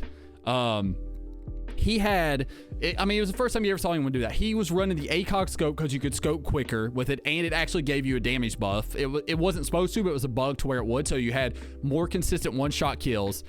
360s, no scoping. Like, he did I'll never forget, at the end of the first song, he does a 360. It's a 720, but it's a 360 fake. He does 360 one way, 360 the other, hits the shot, falls down, no scopes the other guy, and then it fades to black and goes into the next one as well. It's like so insane. Oh, I'll never forget that. That like literally changed my life at the time. I started playing, that's all I did. I just sniped nonstop at that time, and it made me completely addicted to sniping. And basically every game from there on out, sniping was always my favorite thing to do. It actually changed me in Halo too, because Halo, I love sniping, but like I did not do it near as much as I did after I started sniping a lot more in Call of Duty. It even made me make my own montages, which I think a couple are still on. Most of them are on YouTube. I have a couple saved that I never released, but yeah, made me make my own montages. It's whenever I really hooked up the Dazzle and started like recording stuff, and then eventually got a better capture card and all this other stuff. And also, on top of all that, yeah, the remaster was great for sure, dude, for sure. The other thing was we at the beginning, before the sniping phase, me and my buddies used to do like these crazy challenges, like grenades only, night vision pistols. We even did like who could get the most deaths, like all these stupid things. But it was just like so much fun at the time because I just did not care. Like this was right before I started getting into competitive play for Halo. So the first time I learned about game battles was in February of 2008. I had learned a little bit about competitive Halo before that, but it was the first time that I had actually ever did it myself. So this was before I gave a care about how good I was or anything. Whenever we were doing all these just like ridiculous, like just messing around and doing all these shenanigans. But yeah, so many like insane memories on Call of Duty 4. I have so many hours in it. Ridiculous amount of sniping, bunch of different montages I made. It was just awesome. Literally my favorite Call of Duty by far, and that's why it's number 14. All right, number 13. Man, this one hurts to put here too. I'm not gonna lie, this one does hurt. Mario Kart 64 is number 13.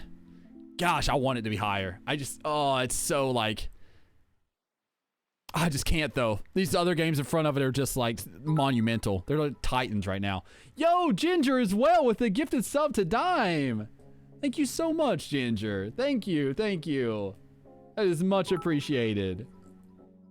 And welcome on in, Dime. I hope you enjoy it. Enjoy the emotes, which we just got a new one today. Just got a new one today. That's a good spot for 64. Yeah, it's hard though, man, because I tell you, I have so many crazy memories in this game. The nostalgia is so high on this one. All right, Mario Kart 64. Oh, there's the alert. I was like, what is that? Yes. Mario Kart 64. So this was the very first game I got with my N64. We went and got the game, wait, was it Christmas? No, it wasn't Christmas. Either way, we went and got the console and the game. I brought it home. I'll never forget, like I was reading obviously the manual in the box the whole way home. I plug it in. We hook it up to like our old TV. We had to have like a converter, like a coax to RCA converter to even use it with the red, white, yellow, because we had like this old like monstrosity of a television, like an old tube TV essentially. And it was like, it had like this big wooden frame. It had a dial on it. It was wild. But anyway, so we got home, hooked it up, started playing through all the levels immediately. I picked Yoshi right away. I've always been a Yoshi main on the original. He was always my favorite back then. I even played Eastwood as a gangster. Yeah, it just kind of looks like that. Oh man, that's funny. But yes, I even went as Halloween as Yoshi one time, which I think I showed those pictures on stream before. Pretty good costume, if I won't lie myself. And we had like the little cardboard boxes and everything too that were like our carts. Anyways, I started playing through all the levels, and I'll never forget like the first time I got to Bowser's Castle. Like that one just like blew me away. I fell into lava like 100 times. I mean, I was a terrible gamer back then. So, and it was just like so frustrating, but so fun at the same time. I went through all the levels that same day. So that was the Star Cup. The Star Cup was definitely my favorite, with ending with Bowser's Castle. Special Cup, also a great close second with like Yoshi's map, with obviously Rainbow Road as well. And I think that one had the Congo one, the Donkey Kong one. Such good maps, such good maps.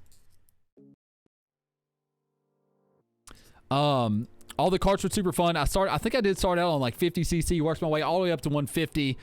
Always picked Yoshi, but the thing that brings this home, I'm definitely putting it on here, was my freshman year of college. me and a friend that I just, so this guy, we'll call him, I don't know if I should use real names.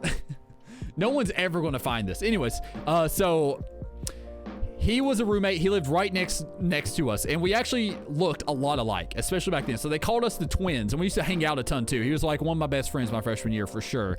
But there was a point where he figured out that I still had my N64 and Mario Kart, and every single day, I'm not like, this is not an exaggeration, every single day for the entire second semester, as soon as we got out of our political science class, we went straight to my dorm room and we played Mario Kart 64 Rainbow Road, and he was determined to beat me one time, and he never did it the entire semester. One single time. He came close once. I used to, like, I would not use the shortcut at all unless he got ahead, and then I would try it. But there was one time where I went for it and I messed it up, and then I had to make the comeback. But yeah, it was so, like, the memories of doing that, and like, oh, I don't know, that was just so fun. So that's the main memory that kind of brings it home. And also there was a time where I actually took it with me to a Halo tournament that I went to in St. Louis, and we hooked it up in the lobby of the hotel. And everyone around, like the Halo pros, like I played with Nated, I played with T Squared, I'm trying to think who else, Spartan played, we had a couple of the coaches play, we had like all kinds of people come in and play Mario Kart against us, and I didn't lose a single match in that one either, surprisingly. I should have lost one of them, but the dude literally got like unbelievably lucky and glitched through the map. But anyways, it was so much fun. We actually got thrown out of the lobby at one point, but there was so many just like crazy memories with Mario Kart 64, so that's why it had to be 13. All right, number 12. We're getting into like crazy territory here for games for me. Number 12 is Prince of Persia, Sands of Time. Sands of Time. This is like the predecessor to Assassin's Creed, essentially. It was such a good game at the time. I need to replay it because I think I would like it even more, because I was actually like looking more into it and like kind of reminiscing and trying to remember a lot of it, because I mean it's been 15 years since I played this game, since it came out. But the setting was so awesome. It was set in medieval Persia, which is an area you don't really get much of. And it was just like, it looked so good at the time too. And the time mechanic, so it had a time mechanic in it to where like it was a platformer. It was a 3D platformer with like sublime movement. Like everything, you move so well. All the wall running, the climbing, the swinging, the jumping, it all just was so, the controls were so tight on it. It worked so well. And the time mechanic really helped you keep your momentum. So if you messed something up, you could have a rewind. Obviously you had to like charge up your little sands of time thing, but if you had enough available, you could do a little rewind on the part you messed up and then keep the momentum going. It just made it so fluid, so fast. There was a bunch of different puzzles. The music was really good. I mean, it's like a 3D platforming masterpiece, especially from this era. Like, unbelievable. It had such a good like sense of adventure. The story was like, the story was there. The story wasn't bad. The story definitely wasn't bad. No. This is not the Super Nintendo. No. This is Sands of Time. This is like the spiritual reboot, Steph. The Super Nintendo one is the really good one. Then they made another one after that that was 3D. That was terrible. And then they made Sands of Time after that, which was incredible. like an absolute masterpiece of a game that I need to replay, and I'm going to replay at some point. And it might even move up on my list, but oh, it was so good. It was so good. So that's number 12. Okay, that one was a little quicker. Good job, me. Now, this is, oh man, these are hurting. These are rough. These are rough. Number 11. Yeah, the Super Nintendo one was really good. It really was. Number 11 is Fallout 3. Yeah, movie not so much. Yeah. Yeah. Oh, yeah. Wait, movie? What movie, right? I mean, at least it's not, you know what? The movie that shall not be named from a series that you love, that I love, that we all love, and it's a movie that never came out. Anyways, we'll keep moving. If you know, you know on that one. All right. 11 is Fallout 3. Whew. I struggle a lot with where to place this one on here. I'm not gonna lie. So from the beginning, that trailer, like, I'll never forget, I think it was an E3 trailer. Whenever you see, like, it's the light flickering, the radio slowly turns on, you get the I don't want to set the world on fire, the slow pan out, and then you see like DC like ruined, Washington DC ruined. You see like the Washington monument in like disrepair and everything. Then you see the guy in the power suit, and all of a sudden it cuts to black, and it's like war never changes. Like, just like the nerd chills I get just thinking about the first time I watched that. I was like, okay, this game is gonna be awesome. So it came out. I got it. I think I got it Christmas. I actually don't remember exactly when I got it. Regardless, I'll never forget leaving the vault the first time, seeing that sense of wonder. Like, I'm big. You'll see a big theme on the list as it goes on. The higher ones up, I love games like where I get this like full immersion. I get this like sense of wonder, this like huge world, you know, all these mysteries and things to explore. That hooks me in every time. The world building hooks me in hard on games, really, really hard. Lizard, you're breaking up the flow. I'll catch you back up in a sec. Oh, it was Prince of Persia: Sands of Time. That was number 12. Number 11 is Fallout. So anyways, you get that sense of wonder. I'll never forget going into Megaton for the first time. And also learning, with Megaton, that whole quest line, and then eventually you get into the tower and you get to make the decision. I mean, these are spoilers. If you haven't played Fallout 3 by now, I mean, come on. This is a big spoiler, so just so you know, I'll give you 3 seconds to mute for like 5 seconds. Okay. You go into the tower, you get to decide whether or not you're going to blow Megaton up, whether or not you're going to nuke it. And I nuked it the first time, and that was the first time I realized that like consequences happen in this game. And it was just like, it was crazy. It literally blew me away. Oh, man. Couldn't find out how to get into Megaton. Oh, man. That's brutal, Lucy. I think I actually spent a long time wandering, too. If I'm not... I actually think I did the same thing, Lucy. Looking back on it, now that you mention that... Oh, man. Oh, man. Speaking of which, you'll see some dumb moments I had later on. But yes, there's so many... Like, I spent so much time in this game. I mean, the music was so awesome. Like, that old jazz...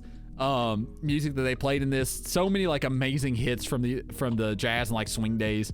You got Three Dog on Galaxy News Radio, one of the, like, the most iconic hosts ever, right? I mean, he'd give you slow updates on your story as you go along, which always, like, it made you feel a part of the world even more, because as you do stuff, the news stations, like, report on it, and you're, like, called the Lone Wanderer, and all this stuff is happening. Then you have Enclave Radio, which was the one that had the president on there, and I'll never, ever forget this line. He used to say this constantly. He used to do a bunch of propaganda and like inspirational speeches and stuff, but he always would start on one of them. It was like, when I was a child growing up in rural Kentucky, I had the best friend a boy could hope for, my old dog Honey. And then I think he's like, oh ho ho, the adventures way. I don't remember all the way through, but I remember that intro. Oh my gosh, like, whew, so much. This game was amazing. One of the few I finished besides Mass Effect and Halo. Yeah, oh my gosh, I love it. On 360, yes. Mass Effects are ones I have to get to. I'm waiting for that remaster though. Oh, my favorite series of all time is Fallout and BioShock tied. Dang. I also need to, the only BioShock I've played is Infinite. Which I obviously need to go play the others too. I suck really bad at Fallout though. Never gave it a real shot. I got frustrated and quit often. I need to play it again. Which one what'd you say your first one was? Oh, Fallout 4. Fallout 4 is okay. I don't think I ever fully finished Fallout 4. It was like, especially on launch, it was kind of rough on launch for sure. It was rough on launch. I have no idea if it's improved since then. New Vegas is the one I never finished that I hate myself for not finishing. I never owned it though, but I borrowed my friends and played it for a little while, and then I gave it back to him before I finished it. I think he wanted it back. I don't honestly remember exactly how that went, but I never actually fully finished it back then, which I'm pretty upset about myself on, because it's like what I played was amazing, and the soundtrack is so good on that. Like it's my favorite soundtrack. I've listened to that soundtrack, like the radio soundtrack of that, so often. I mean, it has my favorite song off the game's Big Iron, which is just like perfect. But yes, everything, all the guns, all like there's just so much in this game, and I think the DLCs were really good as well. I love the DLCs in Fallout 3, so that's why it is just barely outside my top 10. Played 2 hours. Yeah, I played more than that, but I didn't go back either. I need to, but I just didn't. But especially with the mods, there's a lot of crazy good mods, and that's the other thing I need to do with Fallout 3 is get into the mods. But that's why it is just, I mean, just outside my top 10. I labored really hard on whether, like, I could not decide whether it should be top 10 material or not. So that's number 11 is Fallout 3. Here we go. Number 10 is Destiny, and I kind of just included Destiny 1 and Destiny 2 together. I wasn't about to just like pick one of the two. So it's just Destiny in general, 1 and 2. So, top 3 is best. But yeah, anyways, so Destiny. I mean, the biggest reason this is up there is because some of the most memorable and best experiences I've ever had in gaming were on Destiny, and that was specifically while raiding. I mean, we have so many different stories about this. Everything from this crazy 16-hour slog story, which I guess I'll briefly tell that. I'm not the best at telling this one. I think Javante or my buddy Echo Bravo are the best at telling this story. But we decided to do all of the raids before Destiny 2 came out in Destiny 1, because I personally hadn't done them at the time, because I didn't play a ton of Destiny 1. I played a fair amount, but I didn't do raiding. I always dropped out pretty early. So we were playing through all the raids. We did Vault of Glass, then we got to Crota, which was the next one, and we decided that it would be we would do the Prestige for this one for whatever reason, because we thought Vault of Glass was too easy on Prestige, or yeah, too easy without Prestige maybe. So we did Prestige, and we were all actually under-leveled, because like I said, I hadn't played much. It starts out, we're just struggling to find a team, because we had to LFG 3 people. So we were waiting forever. We finally got a squad going, and then we start to play, and like someone has to leave. Well, then some kid joins, and we keep hearing this stuff. Like every time he talks, we hear this stuff going in the background. And my buddy Echo Bravo was like, dude, are you in a laundromat? Like, what are you doing? And I kid you not, like 5 seconds later, we hear a buzzer go off, like the same exact buzzer that would go off on a dryer. And we absolutely lost it. So like, dude, this guy is playing like in the laundry room, in a laundromat or something. It was so insane. Like the way it lined up was just so outrageous. So we were like 6 hours deep at this point. We'd only beat the first encounter because we hadn't got a team going. Yo, Spy Yeti, thank you so much, Spy. Oh, that's super kind of you. Thank you, and welcome on in. I hope you're doing great. We're going over my favorite games of all, my 30 favorite games from 30 years of living. We're on number 10 right now, which is currently Destiny. I'll do a recap of the other ones, obviously, before we get to the end. But yeah, it's been super fun. I hope you're having a great day so far. But yeah, dude, this guy was in a laundromat. Like, I don't even know how to explain that. It was crazy. And we finally get a team together. One of the people on the team is like Dark Lord Satan was his gamer tag. And he was actually super nice at the time. So every time like anything would happen though, we'd be like, oh, the Dark Lord's doing pretty good. Or we'll send the Dark Lord at this one or something, just like something random. So we actually struggled through, like this is one of the shortest raids. Maybe the shortest, this is definitely the shortest raid of Destiny 1. And we struggled so hard on this. We were under-leveled and we finally, I mean, we got to Crota pretty quick. We were probably, yo, Somnik, thank you so much. That's right, Yunsarn. Thank you, dude. Welcome on in. I hope you're having a great day. Man, that means a lot. And yes, the new emote, check it out. We get to Crota, we're like, I don't know, 10 hours deep at this point because of all the waiting games we played, how, like, we had more people quit, we had to try to get a group together. We finally got it together.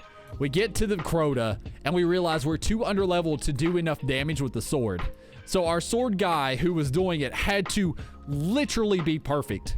Like, he had to do the absolute perfect amount of damage every single time. So he had to get the hit off in the window, and he had to get, I think it was 4 swings. You're only supposed to be able to get 3, but if you do it perfect every time, you could actually squeeze a 4th in. So he had to get an extra hit each time for it to work. And it took us 6 hours until 7 in the morning to beat Crota. It took us so freaking long. It was absolutely insane. But yeah, the whole story behind it, like having that happen, there was actually there's just so many crazy moments that happened throughout that day. But yeah, everything from the laundromat to getting the LFG in to taking that long to beat Crota, that's one of my favorite memories ever. And then obviously beating Last Wish for the first time was so awesome because that place is just incredible. Seeing the Dreaming City, I mean, like, the big thing about Destiny is the gunplay is sublime, and the environments and art direction in that game are some of the best in the business. Same with the music as well. I mean, you could the story and some of the systems in the game don't always hook you in and don't have as much longevity sometimes. But I mean, chasing down loot in general is definitely fun to do most of the time until you get burnt out. But the big thing that is underappreciated is definitely the lore in the game. There is so much lore that you never learn from because it doesn't really share that much in the game. So I definitely, like, if you have any inclination on wanting to learn more, go check out My Name is Bife and watch through his lore videos, especially his big long one that's like 4 hours long. It is well worth it. It gives you so much more enjoyment for the game and all the backstory and stuff. It's really, really awesome. And obviously, the last thing, the big reason this definitely gets pushed in the top 10 is our most recent 21-hour marathon of the Deepstone Crypt. I mean, that's going to be a memory I will never forget. That was a marathon. It was absolutely wild. And I know a lot of you all were there for that. You literally like woke up and watched me start and then went to bed and then woke up again and watched me finish the game. It was watched us finish the raid. It was such a crazy day, and it's just experiences like that are the reason why Destiny has to be my top 10. It just has to be for my favorite games ever, some of my best gaming experiences for sure. Okay, let's go with number 9. Number 9 is Assassin's Creed 2. Assassin's Creed 2. So I loved Assassin's Creed 1. Loved the crap out of it. Was hooked from the start. Loved the trailer. Really enjoyed it. But obviously it was definitely some rough around the edges. I was just enthralled. Like I said, the world building is what gets me in games. So I was very hyped for Assassin's Creed 2. Well, Assassin's Creed 2 was everything I could want and more. It blew me away. I got it on Christmas Day. I beat it by the next day, and this is like an 18-hour game. So by the next day, I'd already beat it, and then I started to play again, and over the next couple days, I beat it again and got all of the viewpoints and nearly all of the achievements. Not quite all of them, but most of the achievements. So to say I was hooked on this game was like an understatement. I mean, it was set in Renaissance Italy.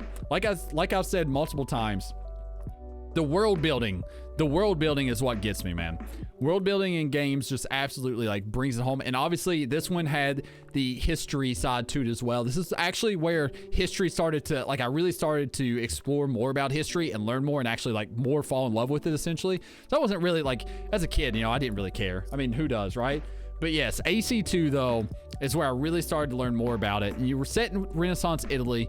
I mean, you got to visit Florence, you got to visit Venice, you got to visit Tuscany, all these different locations. They were super well laid out. I mean, at the time they looked incredible, right? Looking back, obviously it looks a little rough around the edges, graphics wise, but they improved the they improved the controls, the free roam, all the climb. They improved a lot of that. The story was captivating. The combat was actually deeper. In this one, it was never like overly difficult, but it felt really good to be able to chain stuff together in this one, right? Like you could just take out a ton of different people at a time. Yeah, let's go. AC2, you haven't played since Rogue. Yeah, it's all good, man. I'm a slacker. You are a slacker, Lizard. All the legends. Yeah, dude, I'm having an amazing daydream. Hanging out with these awesome legendary people. I mean, can't ask for anything better, truly. Can't ask for anything better. But yeah, Assassin's Creed 2. Oh, You had that. Obviously, like, the cool things that I love too is all the different exploration and stuff. Like, whenever you go into the tombs and you get these puzzles and you go through the platforming and stuff, like, that always, like, it felt like little hidden gems in there that you could find. Like, the world felt more alive. You had Da Vinci in there as well, who, like, helped you along with a lot of the stuff, all the different historical figures. And Ezio was just he had personality, whereas Altair was just kind of more of a blank slate. Ezio had some personality in it, and I loved it. Like, right from the start, he had personality in the game. I loved this game to death. Assassin's Creed 2 is number 9 on the list. I don't know what else to say. Oh, it's absolutely one of the best, one of my favorite games of all time, for sure. Yeah, dude, the music. I still listen to this soundtrack like nonstop. Like, a lot. I listen to it a lot. It's one of my go-to, like, background ones. Is some of the, like, atmospheric Assassin's Creed 2 music. Oh. Yeah, we got all the legends. Let's go. Oh, such a beautiful game. Seriously though. They literally just improved everything on the first one, which is like, and I already love the first one, so. And we're on number 8. Okay, number 8 is Super Mario 64. I actually had kind of a hard time deciding which Mario to go with on this. Odyssey is actually really high up there because it was just joy. I don't know what it was. It might have been the bro, this was the hardest list I've ever made in my life. And I'm still not like overly happy about it. And I sunk hours upon hours upon hours in it, man. So much time. Whew. So much time. Half this are 64 games. There's a lot of 64. It's definitely not half. There's 1, 2, 3, 4, 5. I think there's 5 64 games, which really isn't that bad. I could have put more. No, actually, it might have been less than that. 1, 2. We'll worry about it later. It's 5 or less. It's 5 or less games. But yeah, man, it's brutal. I mean, 64 is one of my most played consoles of all time. Okay, Mario 64. I was torn. I did consider putting Odyssey on there. There was something about it, like especially the timing of when Odyssey came out, and it was just a pleasure. It was just a pleasure to play. Odyssey was, but I have a little, like I said, I allowed nostalgia to cloud my glasses all I wanted to here. This is my favorite games, not necessarily the best or anything like that. These are my favorites, and 64 will always hold that special place in my heart. Super Mario 64.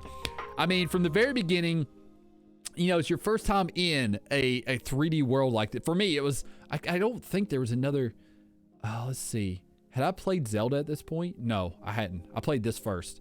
So I hadn't played Ocarina of Time. I hadn't played any other games that really brought this 3D world to life at the time that I could recall.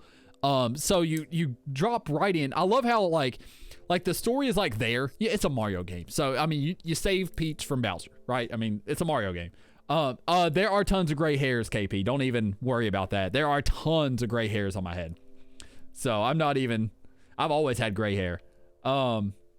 Maybe not. Okay, tons is a bit of an overstatement, but I have gray on my sides for sure. But like you come right in, it cuts straight to the chase. Like Peach is inviting you in, you're on the castle grounds, and I love how you can just roam around.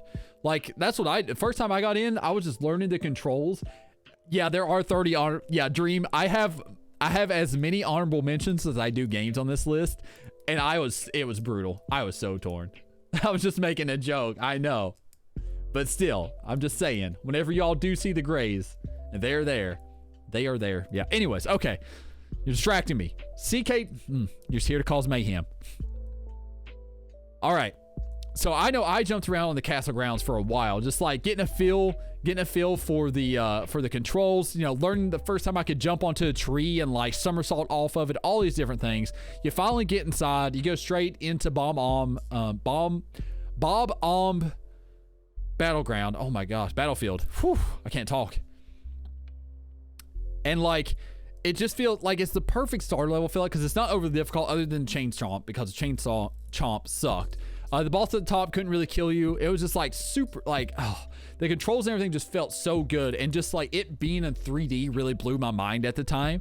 It felt like the discovery and like the freedom that game felt like, because you weren't really locked into having to do a linear progression either. I mean, yeah, you had to have a certain amount of stars to unlock different levels, but a lot of levels had the same star requirement. You didn't need a lot. You could skip different levels. You could do your favorites. You could find as many stars as you want. Like each level had a bunch of replayability because there were multiple stars in every single level.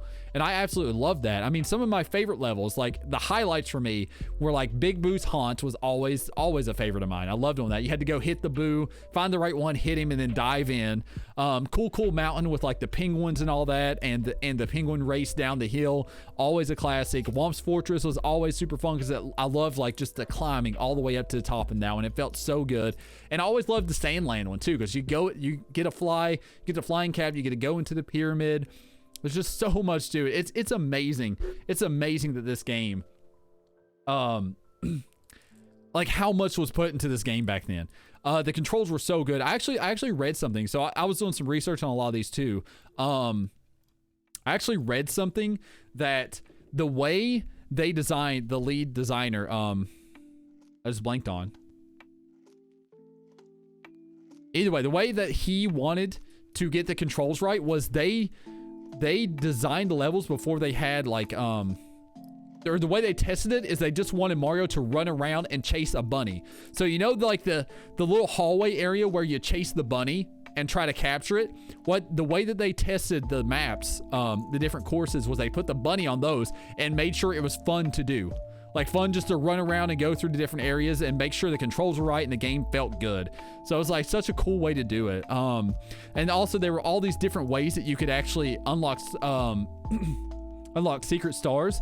You had like the obvious one, which was like the slide level where you go up to the tower, you can jump into the right Peach like glass portrait. You also could do a backflip, like if you did a back somersault into the wet dry world, it would give you a different star that you could find. Like all these like different little hidden details. There was just so much in this game. The Bowser stages and the music were always super cool. Even though the music repeated itself a lot, it was still just like iconic music. Like the Dire Docks music, like that is some of the best. Yeah, do a flip, right? That was some of the best music like ever. I absolutely love listening to that one to this day. So that is why Mario 64 is on this list, and at number 8, no less. I will say one other thing about it is I also discovered speedrunning in this. I have never done it myself because I'm not that good. But if you've ever watched the speedrunners do this, it's absolutely insanity. They are crazy at it, especially like the 120 runs. I used to watch Sigelmick back when he was like first starting. I don't even know. That was like 6 years ago or something. And he was like really pushing for the world records, and the craziness that people do and how quick is just outrageous on this game. And I think it's still like the most, the game that has the most speed runs, in even the most active speed runners right now, which is kind of crazy for such an old game. But yeah, Super Mario 64, number 8. Number 8. Well, I'll tell you why, obviously. Okay, number 7. Yes, and yeah, if we don't get to see you, Happy New Year, Ginger. Happy New Year. Number 7, Oblivion. The Elder Scrolls 4 Oblivion. Oh, this game. Man, I really was torn on where to put this game at. I had it higher at one point. I had it slightly lower at one point. It was always top 10, but I really was torn on where to put it. And once again, I had to just like think back and like think about how it made me feel, and like the sense, this is one of the biggest games ever that hooked me, was like the pure sense of wonder and exploration. One of them, you'll see another one later, but like I said, once again, world building and like just having these big open worlds and like just fascinating worlds to explore, it's always like just a big hook for me. I kind of live for that stuff in games basically. But the intro to this game, you know, you have the king talking, or the emperor talking, and then it goes out, you see like Oblivion, and then it shows the Imperial City, and it shows the spire and the walls and all the surrounding countryside, and like literally, and the music, oh my lord, the music. Oh, the music. It literally gives me chills thinking about that. That was one of the biggest like moments where I don't even know how to explain my feeling in this moment. It's beyond words to explain how I felt the first time I ever booted up Oblivion. I was hooked. like in the biggest way. And I had the map right beside me. I was always a big person for maps. I probably still have that map. I'd have to go find it, but I probably still have that map. It came with the map. Yo, is Vile leaving? Yeah, no problem. Thank you so much for the birthday wishes again, Vile. I really appreciate you. It was so great hanging out. I wish you absolutely nothing but the best. Aw, thank you, Dream. You're awesome too, man. You already know it. It doesn't even need to be said. You're all freaking incredible. All right, check this. Yeah, Oblivion, man. Elder Scrolls are the best. I love them. And Oblivion is definitely my favorite. And it's due a replay through big time. Big time. Oh, but yeah, like I said, I was absolutely hooked. The exploration is something I hadn't felt, I won't say since what game, but since a different game. And I felt it even more so here. I was absolutely enthralled with this setting, all the different places you go, the different nooks and crannies, and the Imperial City. I spent so much time in the Imperial City. That actually blew me away. I would spend so much time also in the arena, in the fighting arena. Countless hours doing that. Countless hours just roaming and doing random stuff. I don't even know when I finished the story. It was hundreds of hours into the game because I was like, you know what? Main story, you do your thing. I'm just gonna go explore and do whatever the heck I find. And I absolutely loved it at the time. I'd never experienced anything like that, anything quite like that in a game before. That amount of freedom, that amount of immersion, it just drug me in for hours and hours. And looking back, there's so much stuff I still never did. Like I didn't do the Dark Brotherhood line back then, which is crazy to me. Like I started looking up like how it started. I was like, wow, I actually didn't do that. I think I did some of the Fighters Guild stuff, but there's still so much I could explore. And I don't even think I did. Was there DLCs for that? There wasn't there? Oh yeah, with like the horse armors. That's right. Yeah, I did not do those either at the time because I got the original base version. But yes, oh, it was just such an absolutely incredible game for me. One of my all-time favorites, and one of the ones that I felt the most immersed into and the most hooked into the world.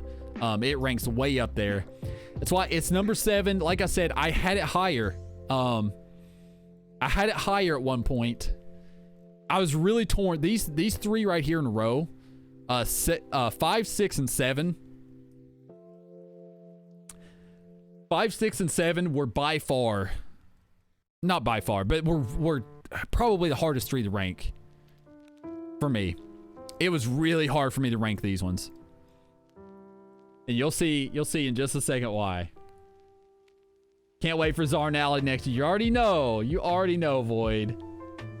Yeah, I still have I know exactly where my Skyrim map one is. I have 2 Skyrim maps actually, because I have the original Xbox version, I have a PC version, and one of them's like more on like a canvasy type material, which is actually really awesome.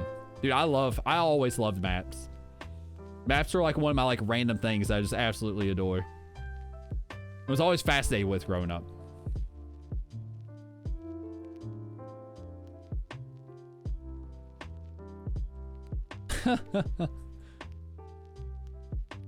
Okay. All right, let's keep going. Number 6. Number 6. Number 6 is The Witcher 3 Wild Hunt. Once again, like I said, 5, 6, and 7, I was beyond torn on. Like, these ones hurt to even consider putting any above the other because I love them so much for different reasons. But I mean, it's hard to really say anything that's not already been said about The Witcher 3. But once again, it's the world it comes down to the world, you know, this medieval fantasy world that this game delivered like no other game that I've really played before, right? The story, the crazy quest lines, obviously the Bloody Baron, I mean, come on, so insane. And some of the Skellige missions, like I said, I'll try not to do any spoilers. I've been not doing spoilers for the most part, so I'll try not to, but man, just some of these like outrageous decisions and crazy quest lines. The characters were so well done, so well written.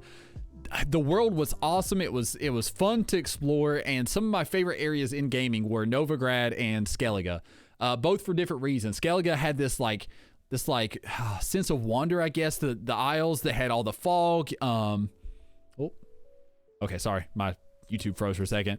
I thought I lost internet.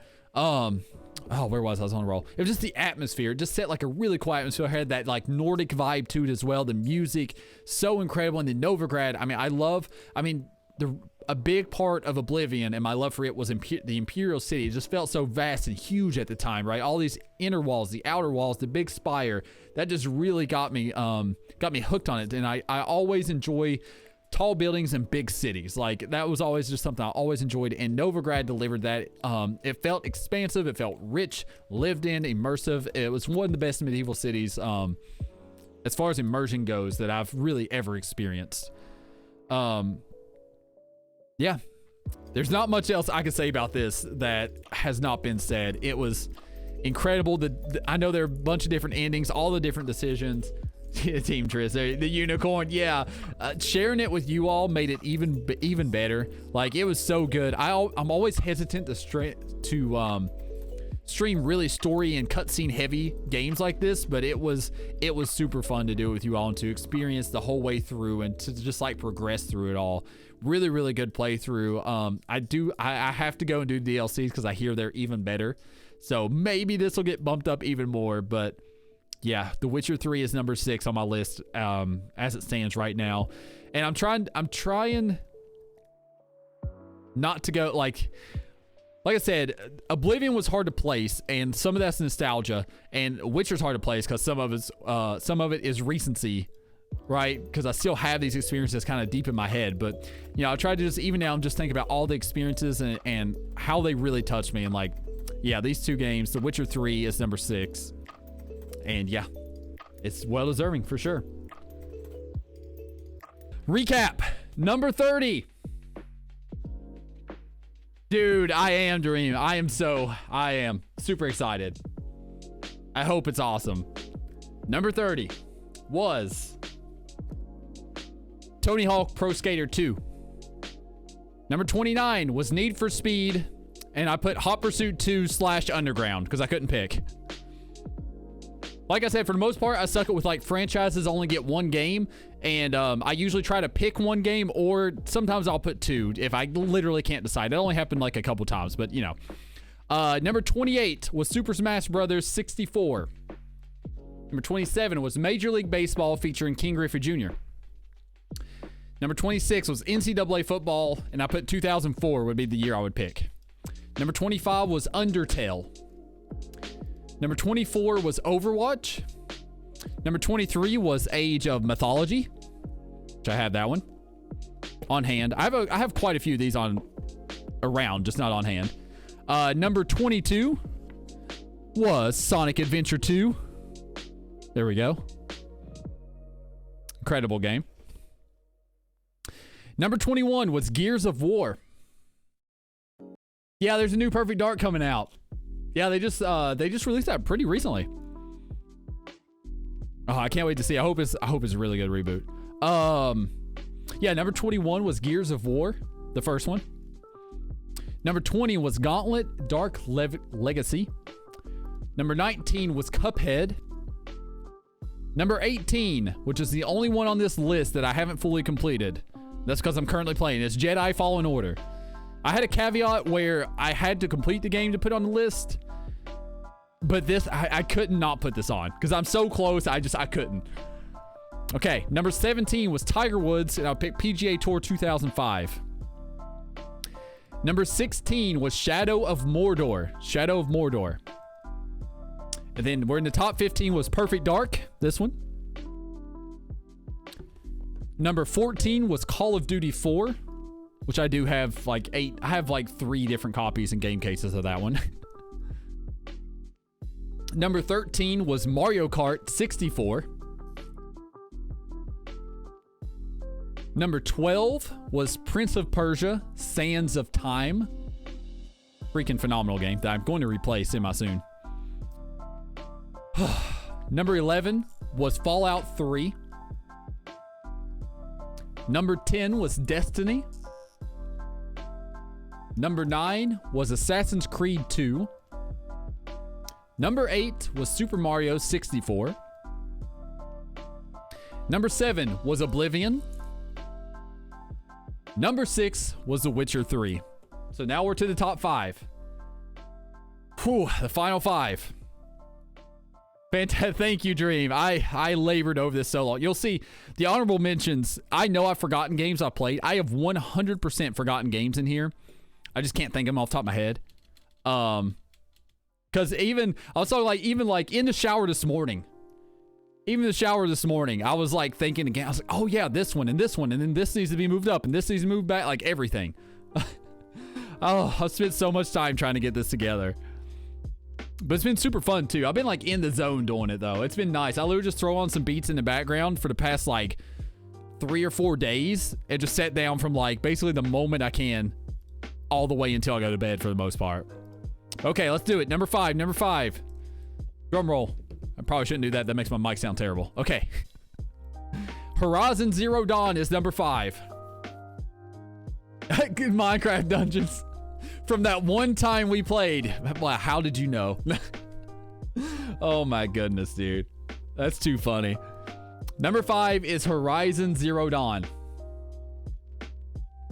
Whew, like I said, number 5, 6, and 7 were so hard for me to place. Horizon, Witcher, and Oblivion were so like interchangeable in my head, but I had to think back. Like once again, I had to think back to experiences, and Horizon Zero Dawn just nailed like for the way I like to play a game. I don't know, it just hit me. It hooked me in so hard from that very beginning cinematic all the way in.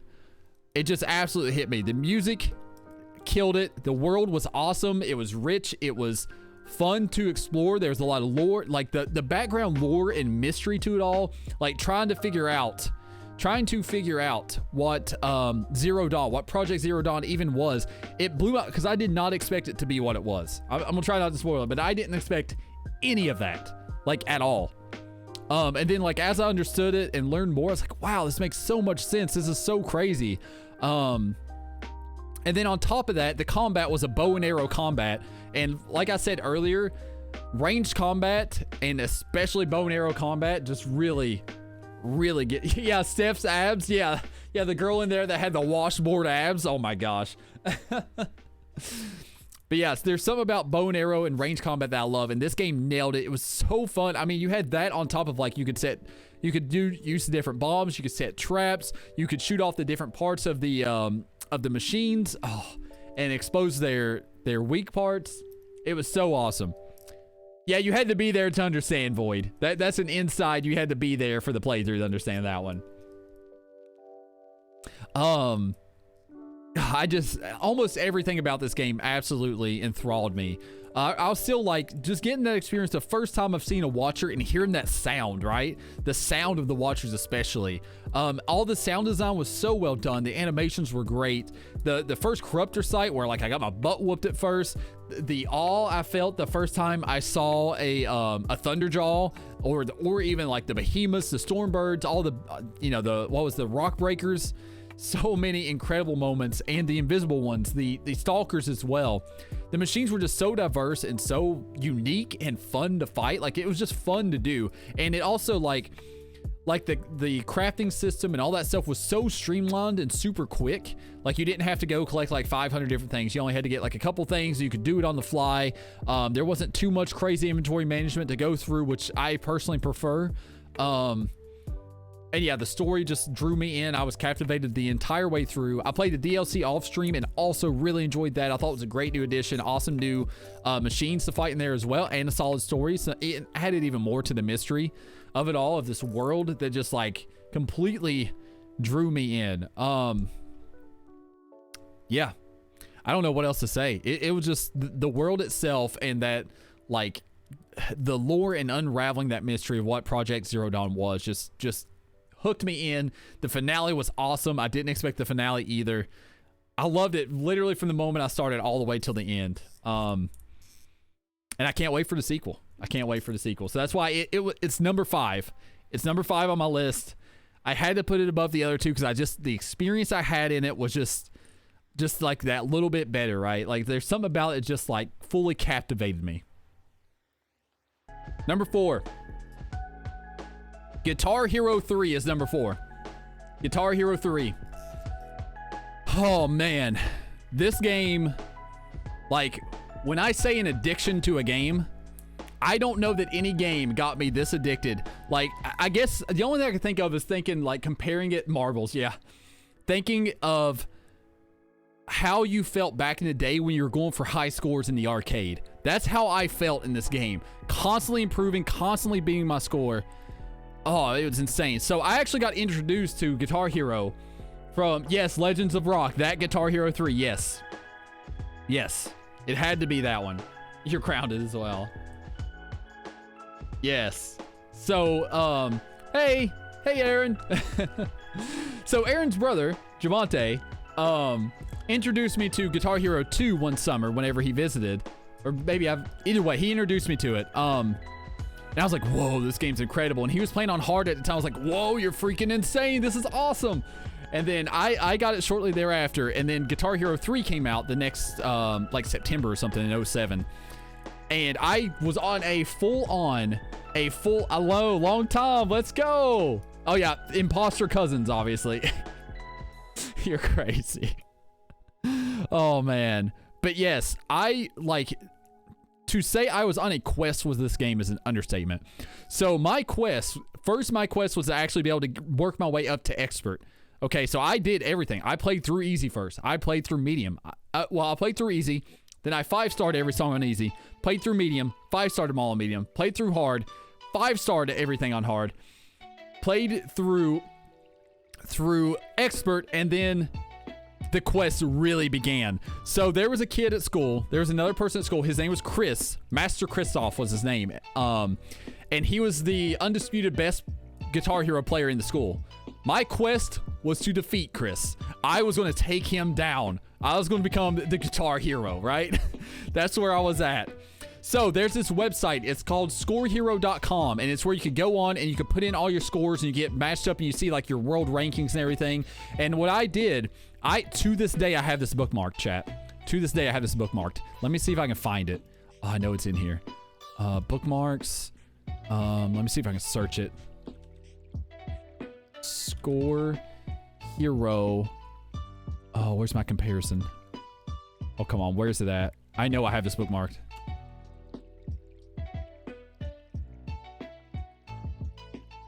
Uh-oh. I think this is it. Oh, please load. It's it! Oh, to this day, I have this bookmarked. To this day. Look at this. So this, the last time I entered in, I had beat him by, what, 76,000 points. On all these songs. It was like such a back and forth too, because there were times whenever I would get close, and what he would do too, because he followed it too. So whenever I would get close, he would go in and like just dominate me on certain songs that I didn't replay. So like stuff like this, like Holiday in Cambodia, there's a couple down here that he just absolutely destroyed me on scores. Yeah, the way it ends. Like he would just go in and beat that really hard, and I'd be like, all right, I guess I got to keep going. So the grind to take him down was outrageous. Wow, we're still in the top 16. Still in the top 1,600 in the world. That's surprising. Back then, we were in like the 500s, I think, on this site. Maybe higher. I don't know. I think it was 500s. People got way better after that. Let me tell you that much. I am nowhere near the level that all these people are now. But so I graciously documented this every day, and I constantly improved my scores. Kept going. I had to beat every song on expert, right? So I did that. Then I had to beat Through the Fire and Flames, and I had so many struggles on Through the Fire and Flames, learning to tap that intro, learning to finally beat the rest of the song to get through the solo, to get through the Red Snake. Like all these are sections of the song. That's literally what they were titled in the game. I practiced those like crazy until I could beat it. And then I had to grind to 5-star every single song in the campaign. So I did that, beat all those, was slowly approaching his scores. And then I had to 5-star everything if I wanted a chance to be his scores, because he had done every single song except for Through the Fire and Flames. He had 5-starred. So I 5-starred everything else, got it to where we were super, super close. And then when I 5-starred Through the Fire and Flames, that put me over the edge, and I finally beat him. And I like basically walked off into the sunset. Like I was so in on this. It was like, whew, it was crazy. I mean, I used to take this game to school. I used to go on baseball trips and play this game. There's a moment where we had a CRT TV, a big TV in the backseat of a Corolla. with my Xbox playing Guitar Hero on the way to a baseball game. That's how into this I was. I was like completely enveloped in this game. And it's also the game that I very, very first started streaming on. Back in 2008, I started following Guitar Hero Phenom, who is and was one of the best Guitar Hero players ever. One of the most popular for sure, and he happened to be streaming on Ustream. Well, I figured, well, what? Heck, I could do that too. So I started streaming on Ustream back in 2008 as well with Guitar Hero 3. So yeah, this game just has so many memories, just so much like the journey I went on with this game is just kind of outrageous. And it had to be my top 5. It's got to be. It's so high up there on my most played games ever, just from sheer numbers alone. And I was so addicted. But yes, okay, yeah, it was 07. Yep. No, 07 was a crazy year for gaming. Like, it was an insane year. Yep, first song was Slow Ride. You already know, dude. right, Void. Starting a band, getting the band together. All right, let me see here. Made it through COVID without, I know, right? I know, I remember when you did that, KP. I remember when that happened this past summer, right? Liz can sing. Chris is nothing. Yeah, we took Chris down. You already know, dude. We took him down. Oh, is Rachel here too? What's up, Rachel? Where are you at in here? Oh my gosh, there's so many. Happy International Zarners Day. Hope you have a fantastic birthday. Thank you so much, Rachel. That is much appreciated. I hope you're having a great day as well. Oh, we're going over my top 30 games in my 30 years of life. We just hit number 4, which was Guitar Hero 3. We're in the top 5. I also have 30 honorable mentions, because, why not at this point? Number 3 is Pokemon Silver, just as Steph guessed, Pokemon Silver. I was torn on whether to put Red. I was torn on if I should put Red on here, because I have a lot of great memories on both of them. But if I had to pick one, like I said, I tried not to do 2 as much as I could, although I definitely cheated on a few. Red is definitely the catalyst and has a lot of crazy good memories. I'll tell some short ones on it first, because some of these stories are too good to not include it. First of all, the same Jacob and Michael that introduced me to Smash 64, and that we played all these, like I said, we were literally the 3 Musketeers growing up. We were literally the 3 Musketeers. We did everything together. We were inseparable. Like, we played all the same games, did all the same stuff. So they introduced me to it. And the very first thing that happened to me is I got the game. I was super hyped. Had my Game Boy. Turned it on. I'm like, oh, okay, let's play Pokemon. I start walking around. Talking to my mom in the house. I see everything in the house. I'm like, okay, this is cool. Can I get out of this house? Is that a thing that's doable? 1 week later, I figured out I could get out of the house. It took me an entire week to get out of the house, because I didn't know that you just walk on the rug and walk out. I had no idea. It doesn't show you. It doesn't tell you. I was like 6, 5. Yeah, I was really young. It's like 6 or 7 maybe. So yeah, it took me a week to get out the house. At first I'm like, man, this game kind of sucks. It's just one house. Is this all you do? I can only like talk to my mom and turn on the TV so many times. So yeah, that was my first introduction to the game. Eventually someone else, like an older kid, showed me, like, dude, you just walk out the door. And then after that, like, the whole world opened up, obviously. Once again, world building. Like I said, I'm huge on this sense of exploration, world building, the sense of wonder. Pokemon delivers that in spades, especially the early ones. So I was absolutely hooked. We also, another big thing about the red version was the one that me, Michael, and Jacob used to always restart. So we used to go on vacation together a lot too. So anytime we go on vacation, we would restart our saves and we would train new Pokemon and battle at the end. We did that, like, I cannot count how many times we did that growing up. Tons of times growing up. There's also a story where I actually broke Michael's, I broke his game once because I decided I was a tornado, right? He was over at my house. He had his Game Boy up on like the banister railing of the stairs, just sitting there. I decided I'm a tornado, so I'm spinning around in circles, acting like I'm a tornado, because you know, freaking, I was a cool kid when I was growing up. What can I say? And I spin one way and nail it with my elbow, and it goes zooming, hits the wall, falls down. His save gets corrupted on his blue version. He is a wreck because his blue version was the one he didn't restart. Fast forward 20 years later, not quite 20. I guess it would have been, let me think, about like almost 15 years later. Fast forward almost 15 years later, I bought him Pokemon Blue for his birthday. So, you know, some say too little too late, but you know. Oh man, there are so many memories with that. We had all kinds of crazy stuff, but Pokemon Silver was the one that really had it going. Really, like that's definitely my favorite one, the one I played the most. A week to get out of the house, right? Charizard is not, it's number 2. Charizard and Pikachu are both number 2, Lizard. I'll tell you who number 1 is here in just a second because it's part of my script here. Just catching up real quick. Yeah, dude. Hold War Immortals. Nice. Wait, Immortals. Is that the Phoenix Rising? The Immortals Phoenix Rising? Is that the one? Umbreon is Gen 2. Umbreon's Gen 2, my dude. And, I mean, I'll just go ahead and spoil. You're right. You're right, Lucky. It is Umbreon. You knew. Umbreon is the one. Yep, Umbreon's the one. Great guess.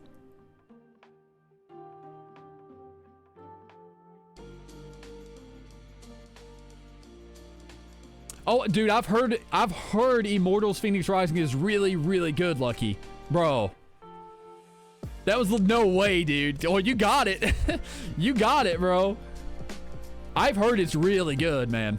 I've heard it's really good. I want to play it really bad. I watched like, oh, who did I watch play? Gothalion? I can't remember who I was watching play it. And I thought, man, I was pretty hooked on it. Okay. Here we go. Yep, I was getting ready to get to that. Dream. I have like the whole story, man. I'll never forget getting Pokemon Silver. I was on vacation. I was in Tennessee. I remember this like down to the hour almost. We traveled to Tennessee. And that night we go out to get groceries and Pokemon Silver is there at the Walmart. And I beg like down on my knees, Mom, Dad, I need this game. I have to have it. They're like, will you shut up if you have this game? I'm like, yes. So they got me the game. We went back to the hotel. It's already dark out. They're getting ready for bed. I had the little link cable light. The ones who know, on the Game Boy Color, you could plug in the light on the link cable. And I also had, like the double one too, so you could charge at the same time or link up or whatever you want to do. Or battery, sorry. So yes, the little worm light. So I huddle under the covers. I pull the covers over my head so that, you know, I'm not waking them up with the light. And I start playing it, dude. And I go in all night, man. I'll never forget. I played for hours that night. I jump right in and you see your rival outside of the, it's not, first of all, it's nighttime in the game. And that blew my mind, right? Because I was like, wait, there's a day-night cycle on this? And it matches outside? This is crazy. We got Tony! Yes, sir. We're on number 3 Pokemon Silver, dude. Eevee is amazing, Lizard. I won't lie. Eevee's a great one. Yes, on the original version, I would say Jolteon is also my favorite, Supreme Seth. The original Evolutions, Jolteon was my favorite on the original. Anyway, sorry. I'm getting sidetracked. So first of all, it was nighttime in the game, which blew my mind. Second of all, because I set the time to be the same as where I was at. Second of all, you see your rival like outside, and you don't know he's your rival at the time, and he's like stealing or breaking in or whatever. And that always, I don't know why, but that always like stuck out to me. It's like, whoa, like you don't have Gary anymore. You have this like other dude. So then you go in, you get to do all your thing. You get to pick your Pokemon, and I picked Cyndaquil. To answer your question, I picked fire. I was a fire person. I picked Charmander the first generation. I picked Cyndaquil the second one. I picked him. Yes. We've summoned the Tony. Absolutely, dude. Also, everyone else who has played Okay, I see Cyndaquil's life. Everyone else, who did you pick the first time through? On Pokemon Silver, if you played it. Who was your starter? If you don't remember their name, just say fire, grass, or water. Either or. Water was the close second in that one. In that generation. It was good, but yeah. I picked Cyndaquil. Cyndaquil as well. Let's go.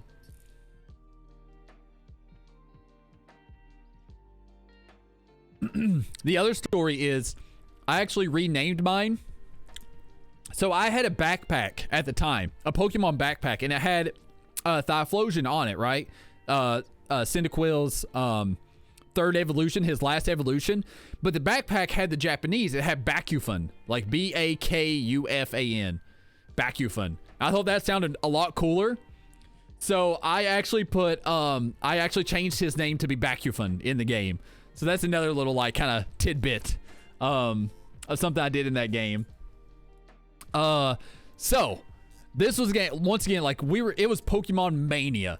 Like I mean, it was like this literally across the world. Like think Fortnite and then times that by like a million is what it felt like back then. Obviously, it'll matter depending on what time you grew up. But man, every single person I knew played Pokemon. Every single, like obviously everyone who was at least my age all the way up through high school was playing Pokemon. Everyone I went to, like everyone I saw with my mom's friends, like when we went to church, all that. We would go to school, we would battle, we would trade, we would do everything, and then it got banned because there was a fight over it. It is what it is. So they got it banned at school, but we'd go through the Elite Four over and over. We grinded it nonstop. Like I love the fact that this game not only had Johto, the new region, but it also added Kanto in there as like the bonus region. All the new Pokemon were awesome, which I'm gonna go over later. Man, I just realized these notes are a little bit out of order right now. That's okay though. So we grinded through the Elite Four over and over before we ever learned that red was a thing. Like none of us knew, and then one of my friends like figured it out. Also, I forgot. We have some original game guides here too. We have this one, which was just your normal basic walkthrough. And then we had the big boy with the exclusive 90-page Pokédex. This is the one we used nonstop to build our teams. With all the Pokédex. They had all the stats listed. All the moves they could learn, when they evolved, which version they were in. Yeah. Yeah. Those were perfect. Right? Yes, Tony. That was mind-blowing. Mind-blowing, dude. The first time we figured out you could go to Kanto, wow. Like, I did not expect that. None of us did. And like I said, we didn't learn about red in like forever. Like I can't tell you how many times I beat the Elite Four before I learned red was a thing. And then you get in and you face red and he just stomps you. Like you get absolutely destroyed because he's by far and away the highest level. I mean, the highest before that I think is when you face off against Blue or Gary at the end of Kanto. And I'm pretty sure that he was like in the mid 50s. He didn't have a 60. In the Elite Four were only up to like the low 50s or maybe even right at 50. So the levels weren't that high. And then you go in and like he sends out, what is it, an 81 right off the bat or something? And you're like, whoa, wait a minute, dude. Yeah, dude, he has high 70s, low 80s, bro. He just throws them in there. And bro, red was the best battle ever. I agree, man. I know the Pokédex guys dream. Dude, this was my jam, dude. These Pokédex guides were my jam. Oh, I loved them. Oh, speaking of which, I can actually look at, I think I can look at his, yeah, here we go. Yep, he starts out, hey, I was actually right. He starts out, he throws out the 81 Pikachu right off the bat. And the rest of them are in the mid to upper 70s, bro.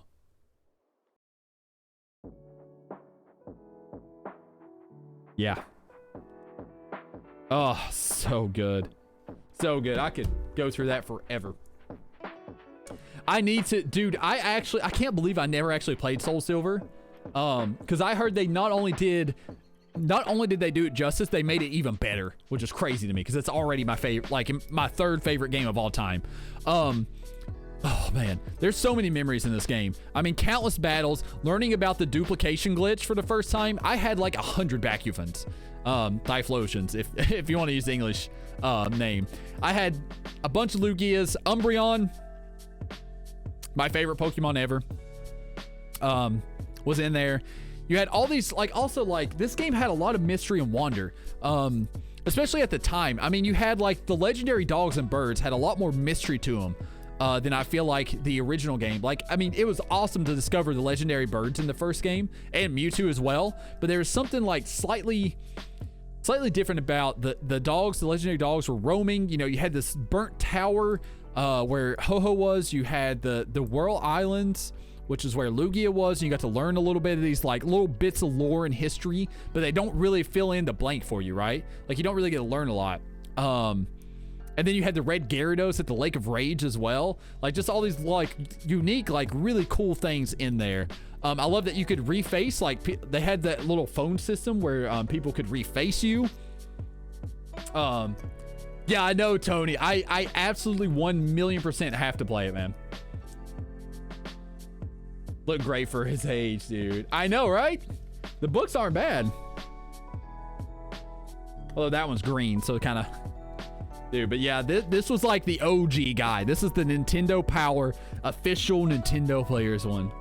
And then I finally found the one. This one had a free poster. I wonder if it's still in here. Nope. Nope, I tore that out. You can see right there.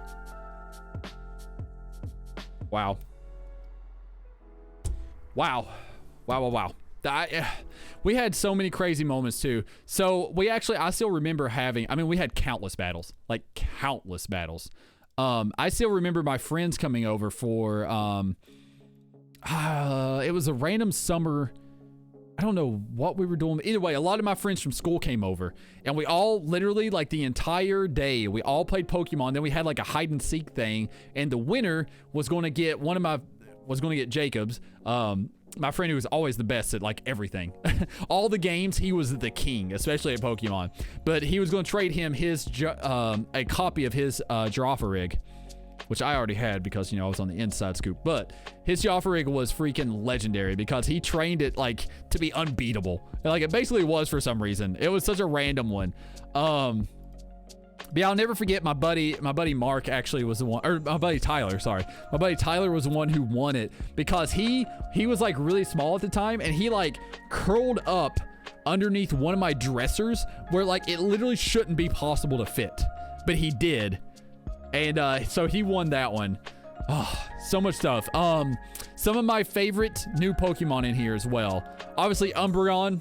Umbreon is my favorite Pokemon of all time. I love the fact that you had to increase your friendship and then evolve him at night. You had to level up Eevee at night once you got your friendship high enough. Typhlosion was awesome with Bacufan. My first team included Scizor, which was really cool, the steel bug type that came from Scyther. Ampharos, the, like, tall lightning Pokemon. We had Quagsire, who was the water ground typing. He was, like, an absolute powerhouse. Houndoom, who was just cool. Houndoom was just, like, really badass looking. I love the way Houndoom looked. Suicune was my favorite legendary dog. Tyranitar, also awesome. The pseudo legendary of this game, similar to Dragonite in the previous one, but he was just such a badass. He was what, Dark Rock. And then obviously you have Lugia and Ho-Oh as well, are both amazing. And then I have to give the special note to the Girafarig, because Girafarig. There we go, Girafarig. Whew. Can't hardly pronounce it. But that thing was literally legendary in our friend circle because Jacob was the only one who used it. No one ever expected it. Like, you never beat it your first time through. Like, if you ever faced off against him, it was kind of like the thing, you don't tell him that he has that, and for whatever reason it just stomped everyone. Like, absolutely destroyed us. But yeah. Also, to add on to this, I like to add Pokemon Stadium 2 and being able to link into that and do all the battles and beat the Elite Four in that and all the challenges. Just adds to this game even more. I almost put Pokemon Stadium 2 in here on its own, but I thought, like, I'm kind of cheating here, and I'm kind of just including it with Silver because it's kind of like an extension of the game for me. It was so awesome. You got to see him in 3D. Obviously, Pokemon Stadium, the original, also incredible, but Pokemon Stadium 2 just kind of took that and just added to it. So yeah, that's number 3. That is Pokemon Silver. Yes! That's right. Drive for rig is amazing. Yep. It's such a cool design too. It just looks cool. It's like the half body with the tail that has like the mouth. All right, let me catch up. I'm sure I missed a ton. Cyndaquil, let's go. Hanging out with legends. Yes, today's incredible. Chikorita, nice. I mean, there's not really a wrong choice in Gen 2, let's be honest. Yo, Nick, this day has made my workday so much. This tree. Aw, man. Loving the list a lot. Thank you so much, Nick. That means a lot. That means a lot. I really do appreciate that. I'm glad you're having such a good time. This was, like I said, this was a labor of love. It didn't feel like work to me, but it took a lot of time, and I'm so glad that you all are enjoying it. You never got silver gold. About would choose Cyndaquil. There you go. Of course you would. Your dreamality.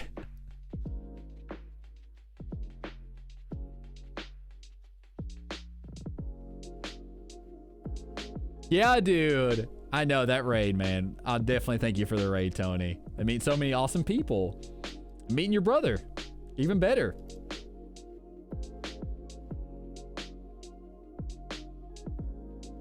Okay. Whew.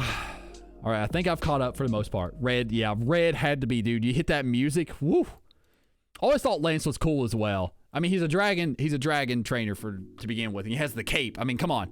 You're Lance. You have a cape. And his name's Lance. He was just cool. As a kid, I thought he was super cool. Yeah, okay, that's the other story, Tony. I'm glad you said that. My Game Boy card, I do. I have them like right. I could go get them right now, but I kind of don't feel like digging them out. And plus, they have my old address on them. I used to label all of my old Pokemon games, all my old Game Boy games, and I put my address on them in case I ever lost them, because, you know, someone would mail them in to me, obviously. Oh. Good times. But yes, that's the other part of the story with Pokemon Silver is I do still have it. And about, let me think, 5 years ago now, I booted it up, and unfortunately, the save was officially corrupted and gone. And that save that's the only Pokemon game I never restarted. And I know for sure I had over 800 hours on it. I actually think I hit the 999 because I think it caps out at that. I think I might have done that. So it was just like unbelievable. Dude!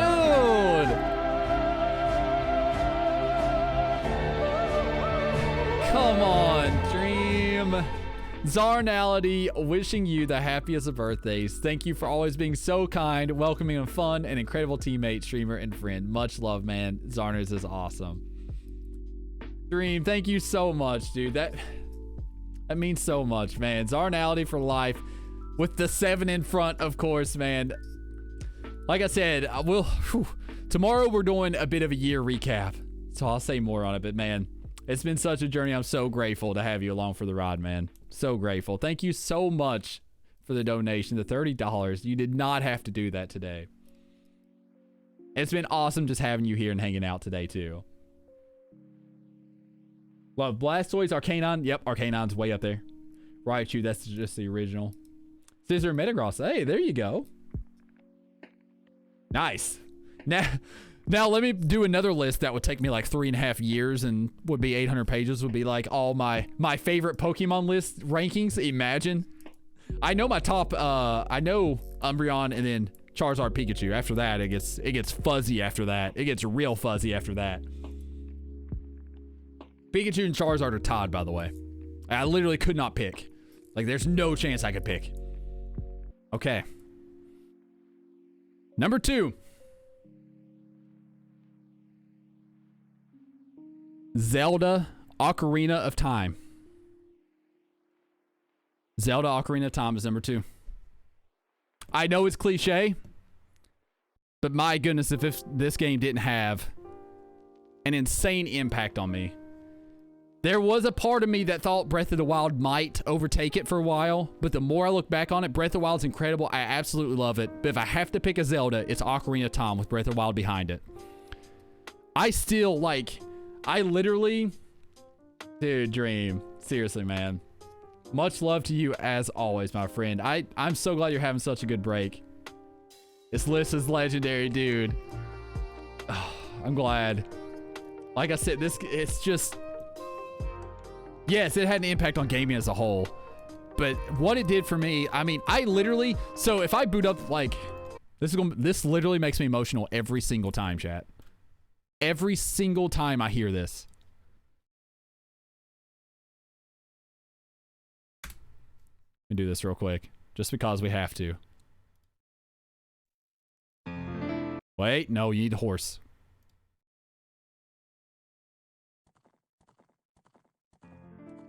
Bro, every time. Every time. This hits me in the feels. This is like ultimate nostalgia hearing this.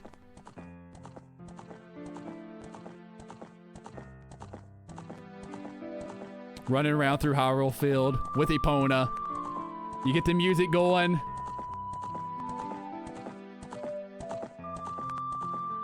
Man, I mean, very, very few things hit like that on me. Okay. All right, before I actually, we gotta turn some other music on. That can hit me every time. I get so emotional over that, man. This game. Once again, this is the game. I've been talking multiple times through all these other games, through Oblivion, through Fallout, through obviously Horizon, through Witcher, through Assassin's Creed, through the Prince of Persia, all this like this sense of wonder and this like open world, and like everything feels like there's a new mystery around every corner, the sense of exploration. No game before Ocarina of Time gave me that feeling ever, and this one like blew it, like just blew it out of the water. Everything else for the most part, I just can't explain that sense of wonder. The first time I finally got out to Hyrule Field was just like unbelievable. Obviously going through the Deku Tree was awesome. Doing the whole like, God, there's so much I can talk about this game. Going from child to the adult timeline with the time skip. Personally, I loved it because I had no idea that was going to happen. I loved like the little details they put in with like how the market changed from the time you're young to adult to kind of show that like the atmosphere changed. You know, Ganondorf had taken over. All the different dungeons were freaking awesome. Except for the water temple, but we don't. Yeah. Even though as a kid, I actually thought the water temple, at least, okay, I should say, I thought fighting the Dark Link, like the Shadow Link, was also really cool. But when I replayed it on the 3DS, I was not as big a fan anymore, but that's neither here nor there. I just feel like this game executed so much at a time when there just simply weren't games like this out there. Like it was groundbreaking in every sense of the word. I was completely enthralled with this world. Once again, it was the sense of mystery, the sense of adventure, the sense of wonder. The first time I got to get Epona was like a groundbreaking moment. Doing all the races around and jumping out into Hyrule Field and being able to keep it. The characters were all like super awesome. Although the one dude, does anyone else remember? The king of the Zoras when you're a kid and you're trying to go into Jabu Jabu's belly and you ask him to get out of the way. Like I think you had to present a fish to him and he like gets out of the way. Or no, you had to show that you had a fish and then you give it to either way. He has to get out of the way and he does this little scoot.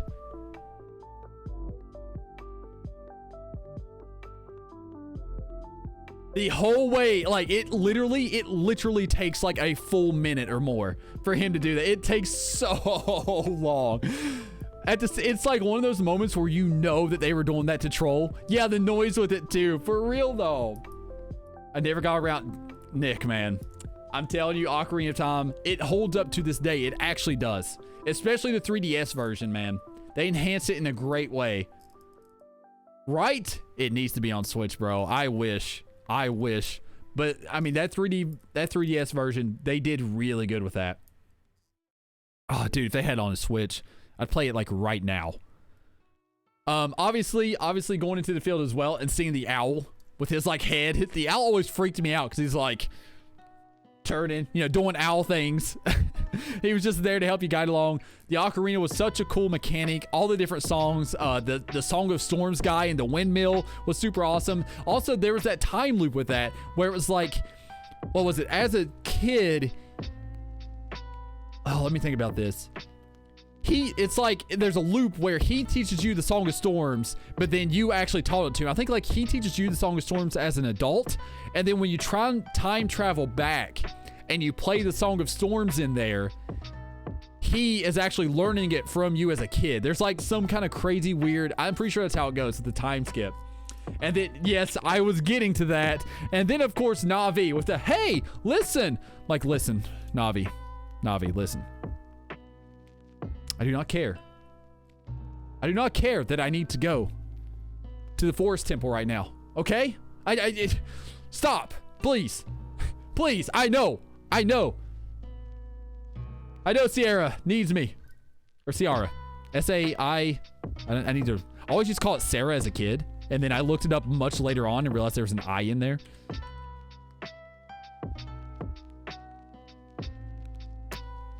Saria, there it is. I knew there's an I in there. Saria. Whew, I had it backwards. Okay, Saria. Yes. Yeah, as a kid, I always called it Sarah. And then I realized there was an I in there. Yeah, Saria. Thank you. I'm going to play Halo I'm down to play for a while. Yep, I always called her Sarah, 100%. Yep. But either way, like, that was always the one that was like, hey, listen, Saria needs you at the Forest Temple. I'm like, no, don't care. I mean, all these temples, I mean, like I said, forest, water, okay, not water, fire was awesome. The kid temples were really cool too.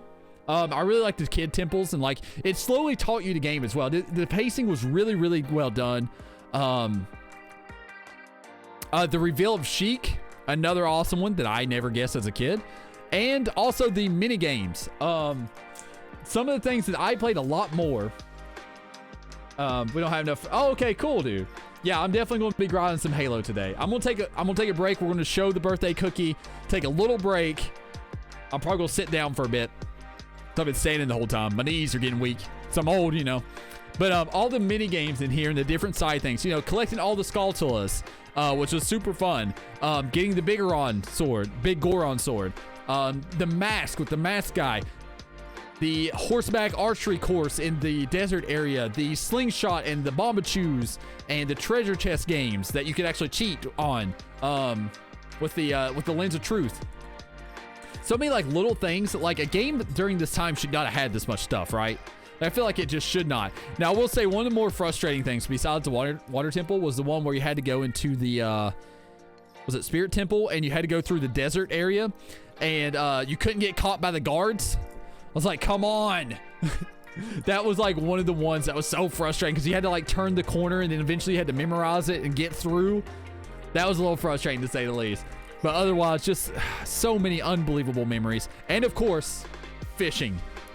I fished a ton in that game. I used to travel back, jump on the little leaf, and go fish. And it was so awesome. It was so awesome. Yeah, that area triggered me too, 100%.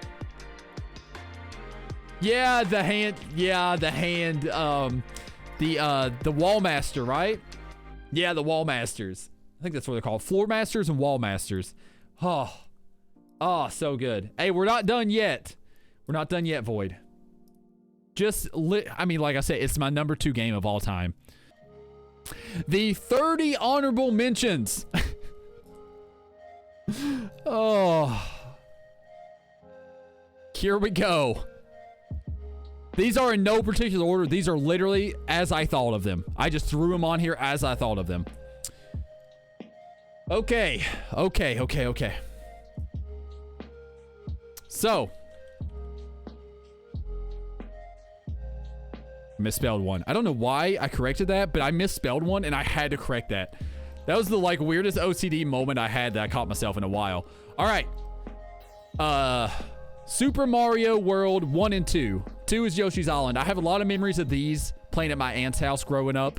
Yeah, that's the main reason these are on there. I love these games growing up. I'm not going to go into full detail on any of these. These are going to be very short, quick for almost the entirety of the way through. Also, you can kind of lump in kind of all the original Super Marios 1, 2, and 3, but Super Mario World were kind of the ones I like the most. The next one is Borderlands 2. Another great game. I streamed it like forever ago on Twitch, actually, in 2012. It's actually still on my VOD somehow.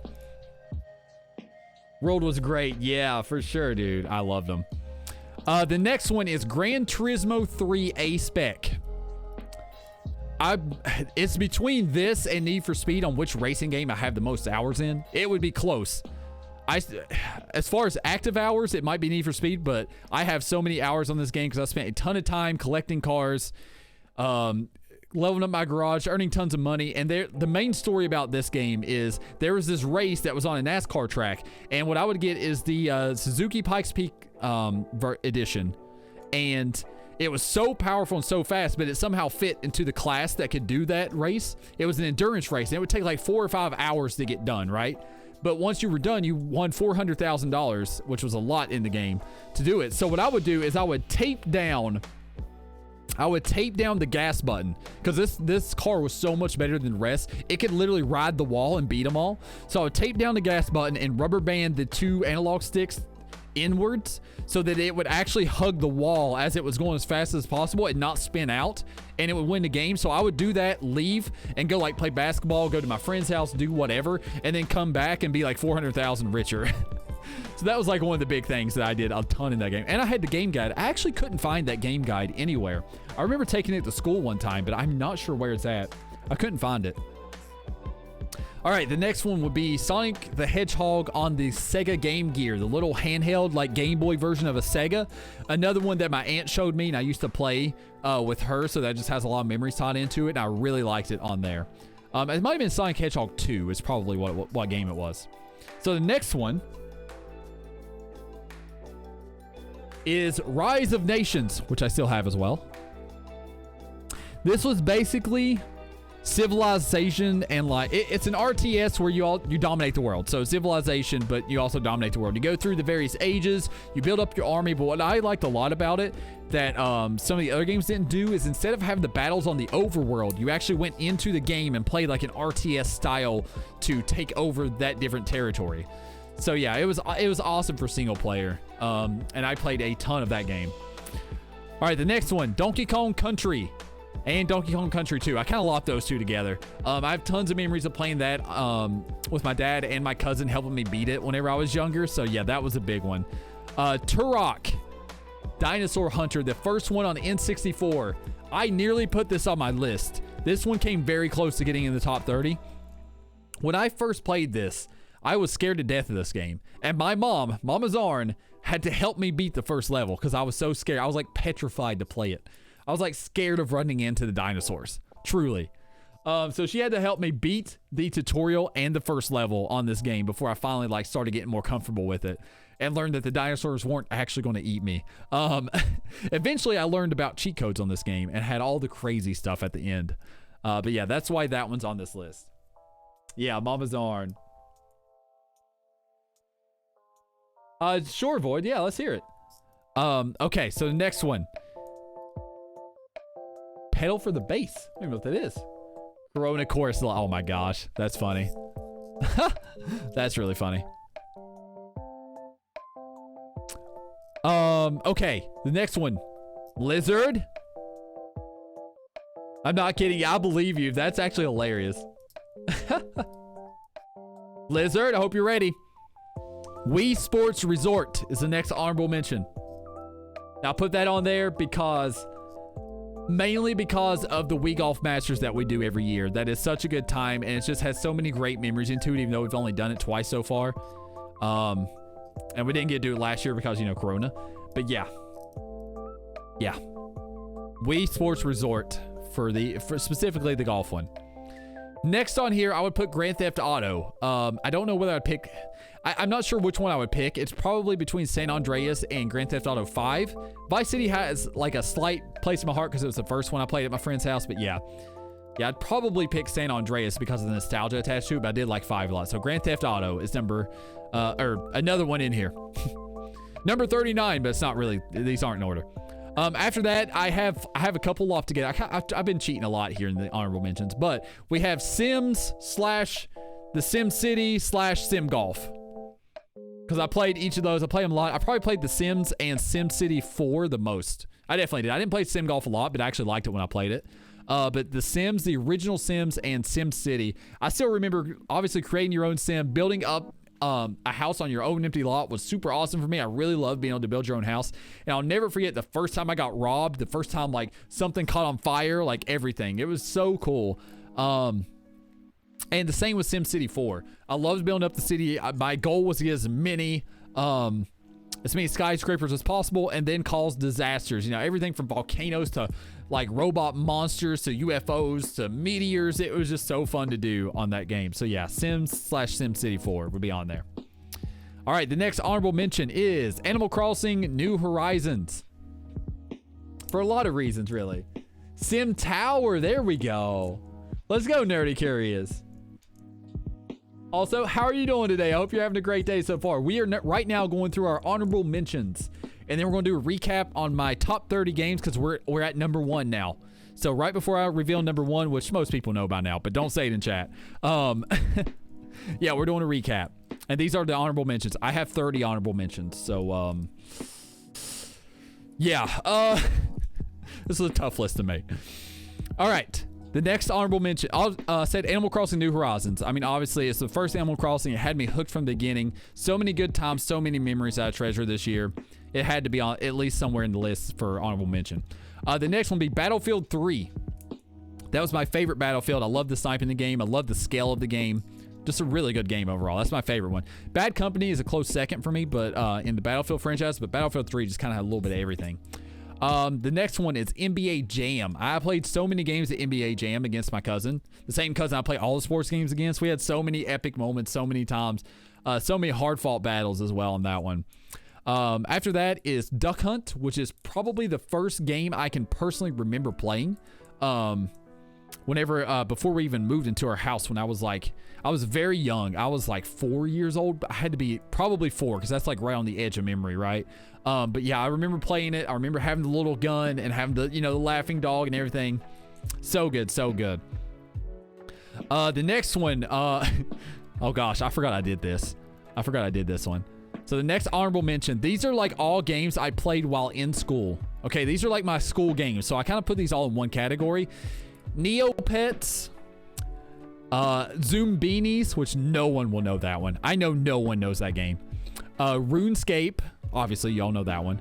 And then any games on Addicting Games, Newgrounds, 2 Flash games, any games on there like the Impossible game, Don't Shoot the Puppy, all those old school games. Those are all in there. Duck Hunt the dog, I know, right? It was so good.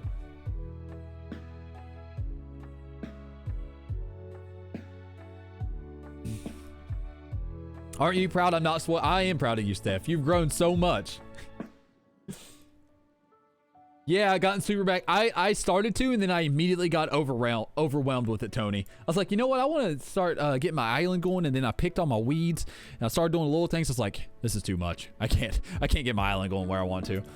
Oh, man. Yeah, that's like my earliest memory, maybe, period, Nick. Like, I have that one. There's like 2 gaming memories I have from like the original house we lived in, and we were super young. I mean, we moved out when I was 5 or turning 5. So these had to be when I was 4. Like, there's one where that happens. There's another where a family member is playing a Game Boy and playing Zelda. I think it was Link's Awakening at the time. Those are like the only 2 memories I have of that house. And then there was one where I took crayons and drew on the walls all the way from the living room to my room and then all over my room. So yeah. All right, so the next one after those ones, obviously Neopets was a goat for us playing in school, in grade school. M&M's The Lost Formulas. This is another one we played at school, but it was so good. It was a 3D platformer on PC that our math teacher had, because it also taught you math while you were doing it. So it's just like a cool, like, random hidden gem game that was like so good. All right, moving on. We got to try to get through these. We got 15 more left. Civilization 5. It's really Civilization 5 or 6. I could go either way. I like them both. I love those types of games. The long, like, plan out your strategy, figure out how you're going to win the game, whether you roll over everyone with armies, which I usually did, or if you want to go for a science one, which I did semi-regularly. Just so many cool things in that. Restarted her. I know, dude. I can't bring myself to do that because I have so much money and everything else. But yeah, I do wish I could rename my island though. Okay, the next one would be BioShock Infinite. It was hard for me not to put this one on the list. It was very hard for me to put this in honorable mention, but I couldn't quite, like, there wasn't, I really loved playing through that game, but I think like the nostalgia kind of ruled out on a lot of these other ones, and for the experiences and stuff I had. So I think that's the only reason it's in honorable mention. So BioShock Infinite. Next is Zombies Ate My Neighbors, a fantastic game that I know very few people played. It was on the Sega Genesis. It was also on the Super Nintendo, but we always played it on the Sega Genesis. My friend Jacob always had it, and we used to play the crap out of it. It was so hard to beat too. It was such a tough game. There were so many different levels, iconic sounds. It was just so cool. It's so hard to explain that game, but it was so good. Yo, what's up? Paradox/Plays. I gotta get in the habit. Plays, dude. Thank you so much for talking about it, dude. How's your day going? How's your day going? We're doing honorable mentions right now. We're getting ready to reveal the #1 game. And we're gonna do a recap on the games I already picked. Okay, honorable mention. We have 30 honorable mentions. We're almost there. We got like 10 left. Well, 11 left. So the next honorable mention would be Black on PS2. It was a gun game that had like the most, like, at the time, like the craziest dedication to sound. And yo, Retro 83, thank you so much for the 6 months and the happy birthday wishes. Thank you so much. It's so good to see you, Retro. And Cinna, let's go, Cinna War. Hey, thank you so, my favorite Hunt, hey, right back at you. Hey, Hunters gotta stick together, that's right.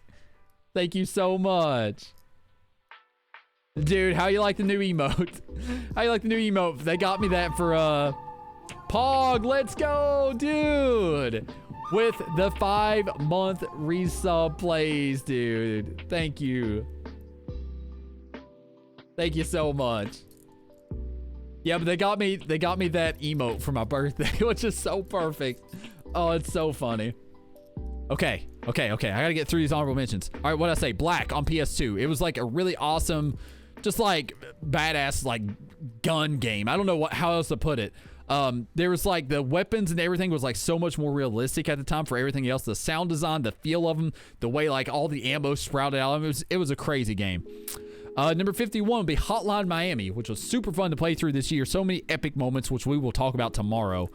Number 52 is Mario Party 3. Mainly because everyone I knew had the middle of their hand worn out because of this game. Because of tug of war on that game, and you were on the little N64 joystick, going around in circles as fast as you possibly could, and everyone had a bruise on the middle of their hand, like a blister from doing that. It was a craze back then. It was insane.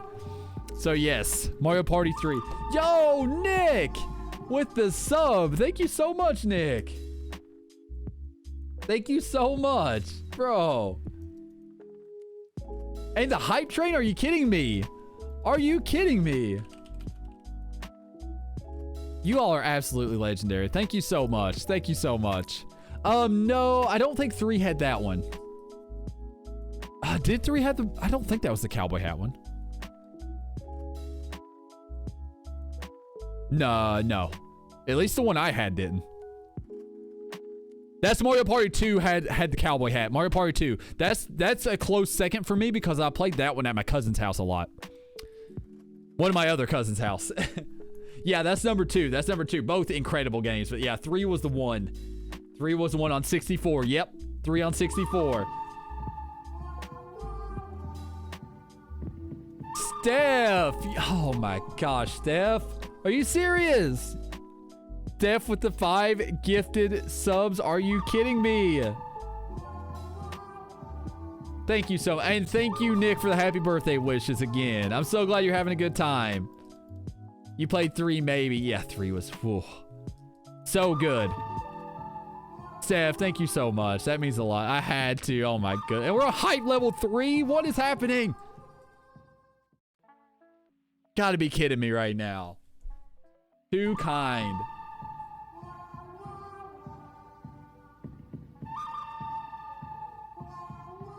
I know, right? Always. You are awesome. That's right. Steph is a legend. Amazing person. Okay. Distracting me too. No. Seriously, it means the world, guys. It means the world from all of y'all. Retro, Plays, Nick, Steph. Much love to every single one of you. Now, obviously, everyone else earlier too. I'm going to thank everyone at the end. Don't worry. Okay. The next one, Pokemon Snap. Pokemon Snap. I love Pokemon Snap. It's so fun. There's so many, like, all the different things you could do. Throwing the Pokeball in the volcano to get Charizard, hitting the Pikachu and getting into Surf, like all these various things that you could do. Pokemon Snap was awesome. Also, the time that I tried to stay up for 120 straight hours, I played Pokemon Snap during the later portions of that before I passed out on my keyboard. That's a story for another day. That's for another day. You just woke up from a nap. Oh my gosh. We're going over the honorable mentions, KP. We're going over the honorable mentions right now. Also, Lizard, if you missed it, I said Wii Sports Resort is in my honorable mentions. Okay, the next one is World of Warcraft is an honorable mention. I have two of these. Oh yeah, that's Burning Crusade. It's all green, so you can't really see half of it, but yeah. So, whoops. Okay, boom. So, World of Warcraft is an honorable mention. Once again, another game I was torn on not putting in the top 30. The only reason it didn't is because I still have never done I haven't done the things I really want to that I know would give me the experience that would definitely put in there. Like, I haven't done the raiding enough. I haven't partnered up with groups enough to do dungeons. Leveling and stuff like that was super fun. I enjoyed my time in these games. I've got a lot of hours in there. I do have a lot of hours in it, but I have not done the things that I want to do with it that would put it over the top to get the experiences that I enjoy the most out of the game. So that's the only reason I couldn't quite put it in there. I came very, very close, but I couldn't quite put it in there.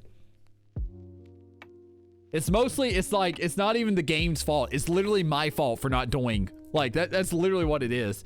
I think the game should probably be in there, but like I said, there's so many unbelievable games in this. I poured over this for hours and hours and hours and hours. So, okay. We got like 5 left, chat. Okay, let's do these. Or 6 left. We have 6 left. Okay, Blackout would be the next one. Call of Duty Black Ops, the Blackout. The BR mode for Call of Duty Black Ops.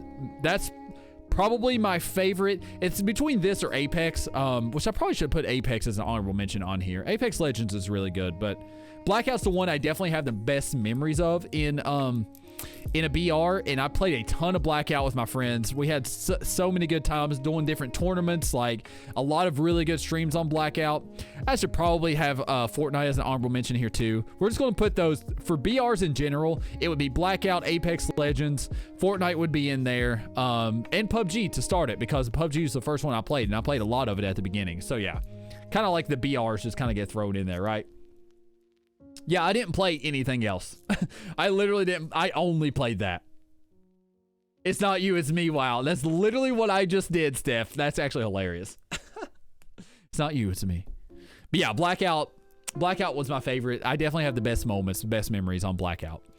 My next one is a pretty obscure game that no one's going to know. It was called American Conquest, and American Conquest Fight Back, I believe, was the next one. These were basically like American Revolutionary era-ish, and even colonial America. It might have been actually colonial, now I'm thinking about it. No, it's definitely revolutionary and a little bit beyond that. RTS games, kind of like the Age of Mythology, a little bit like Age of Mythology and other things. The big reason I like this one is because there's a lot of it had to do with like more enemies. Like this one just lets you have bigger battles than a lot of the other RTSs I played at the time, which I was really into. Yo, let's go with the hype train.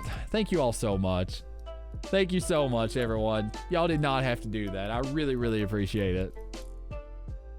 Okay. The next one is Diddy Kong Racing.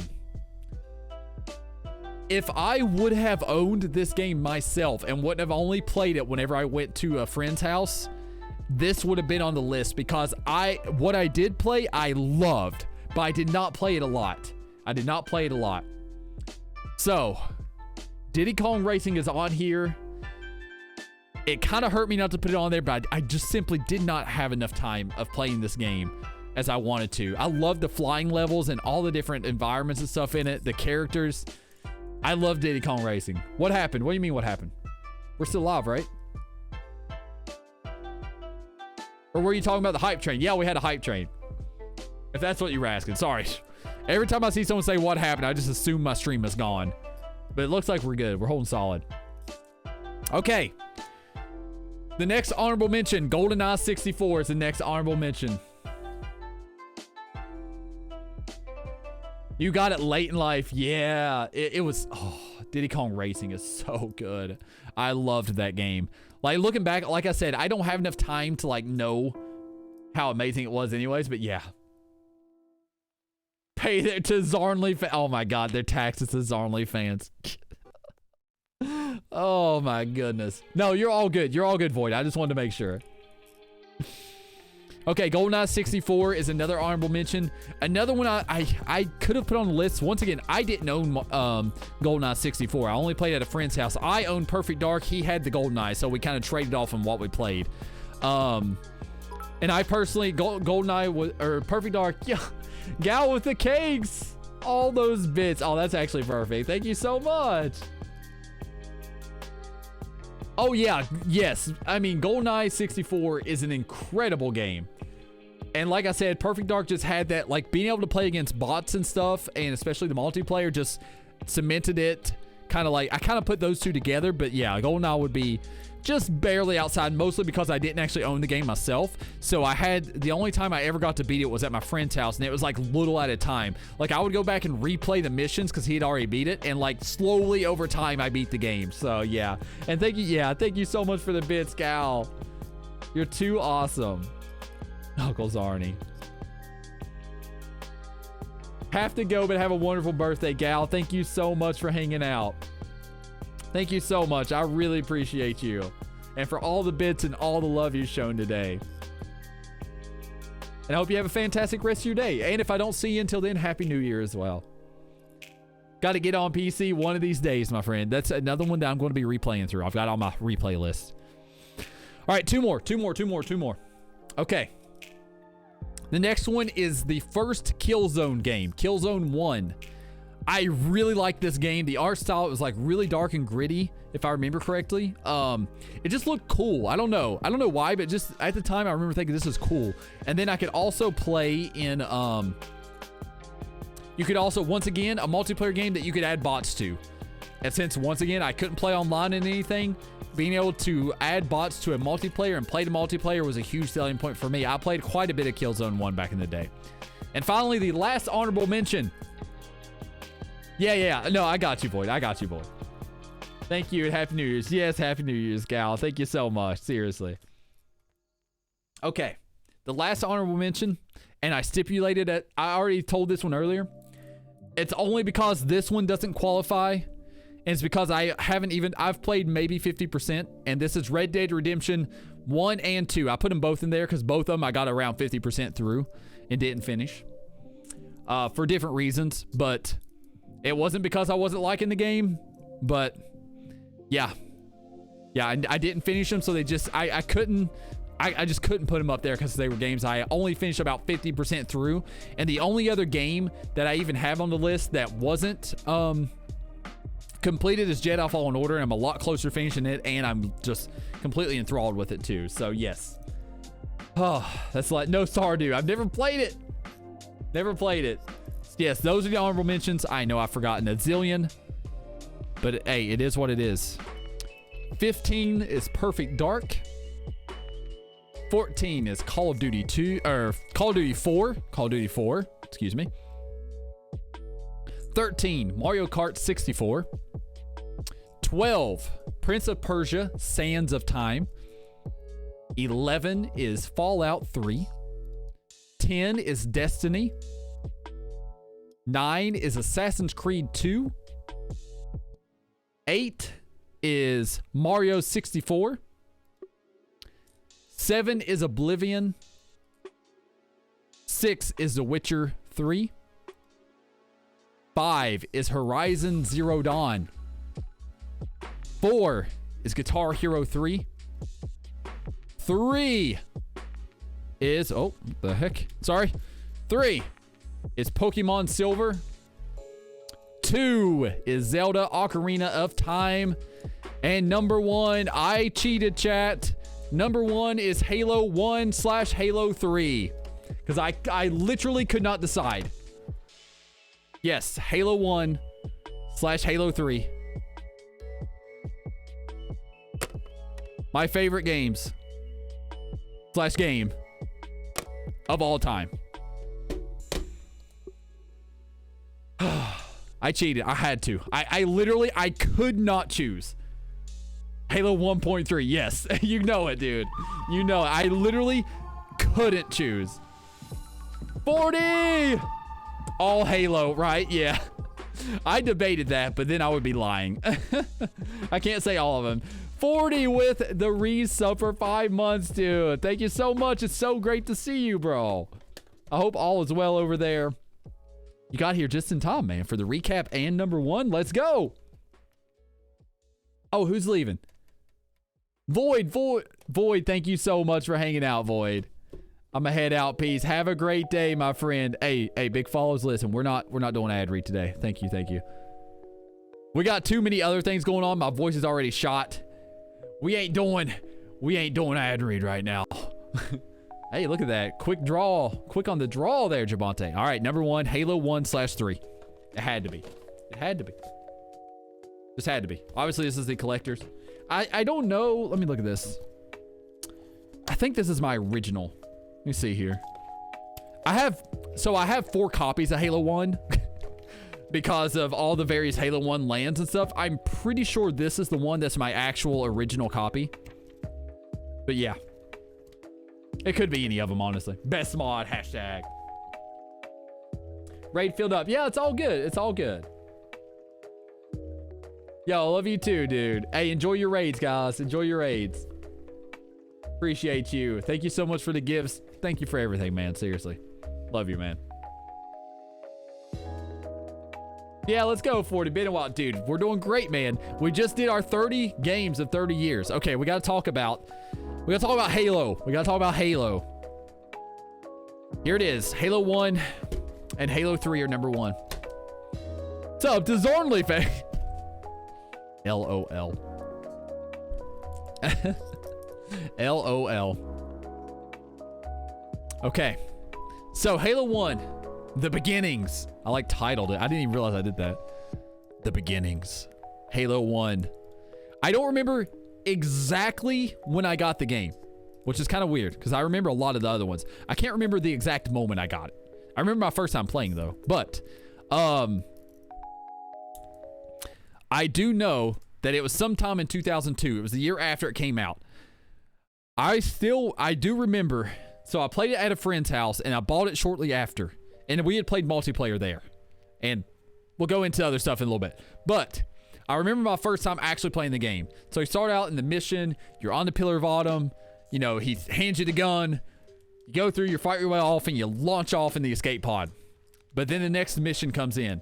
The next mission is called Halo, right? You're floating toward this mysterious ring. You have no idea what's going on. You land on Halo. You come out of the drop of the escape pod. And it's just like my jaw hit the floor at the time. The entire environment, you see the ring in the background. You have the Banshee circling above. You have this high ground you have to get to. You have this bridge on the left that you have to cross. Everyone else in the pod is dead. Like, it's so hard to explain how like awestruck I was right off the rip on this game. Once again, like, it's just that true sense of like wonder and like exploration and like the mystery of it all. You had no idea what was going on. I mean, the first Halo, you didn't know what the ring was. You didn't know anything that was going on. I definitely didn't at the time. You know, I was 11 years old at the time. It just struck me right away. And then like the music, I mean, my goodness, I should just talk about that. The music booting the game up, like these, you know, what are they, Tibetan monks, I guess would be what they are. Like the humming in the background and like, oh, it's just so grandiose and epic and mysterious. I think the way Marty O'Donnell described it was ancient mysterious, and something else. There's like 3 different words. Random. But yeah, you cross the bridge. Yes, dude, the Banshees flying up the hill. Oh man, the memories of that. That's why, like, I could not choose between these 2 games. I mean, so you go through that. I mean, it's literally one of the pivotal, like, most memorable moments of my life. Is that first time out and seeing the ring and going through Halo and going up that hill and fighting the Banshees and realizing I'm not going to be able to take them out. Like, all this stuff. Just absolutely insane. I'm good now, just chilling. Yeah, 40, let's go. Bro.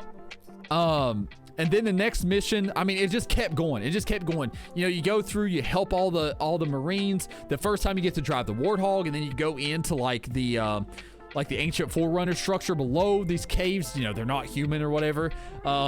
Classic quote as well. And then the next mission is Truth and Reconciliation, an incredible mission, like a stealth sniper mission, which was freaking awesome. You make your way up and get into the ship, and then the big one comes. One of the most iconic missions probably in all of Halo, especially the intro of this. It is the silent cartographer, right? You go in, you're coming in on the Pelican, they drop you off, you're on the beach, and it's just chaos. There's mayhem going on. You have to like fight your way through, get through the hills to the high ground. I mean, my goodness. There are very few, like, it's just, these caves do not seem, yeah, exactly, that's the quote. Yeah, these caves do not seem to be a natural formation. It's like, well, what gave it away, Cortana?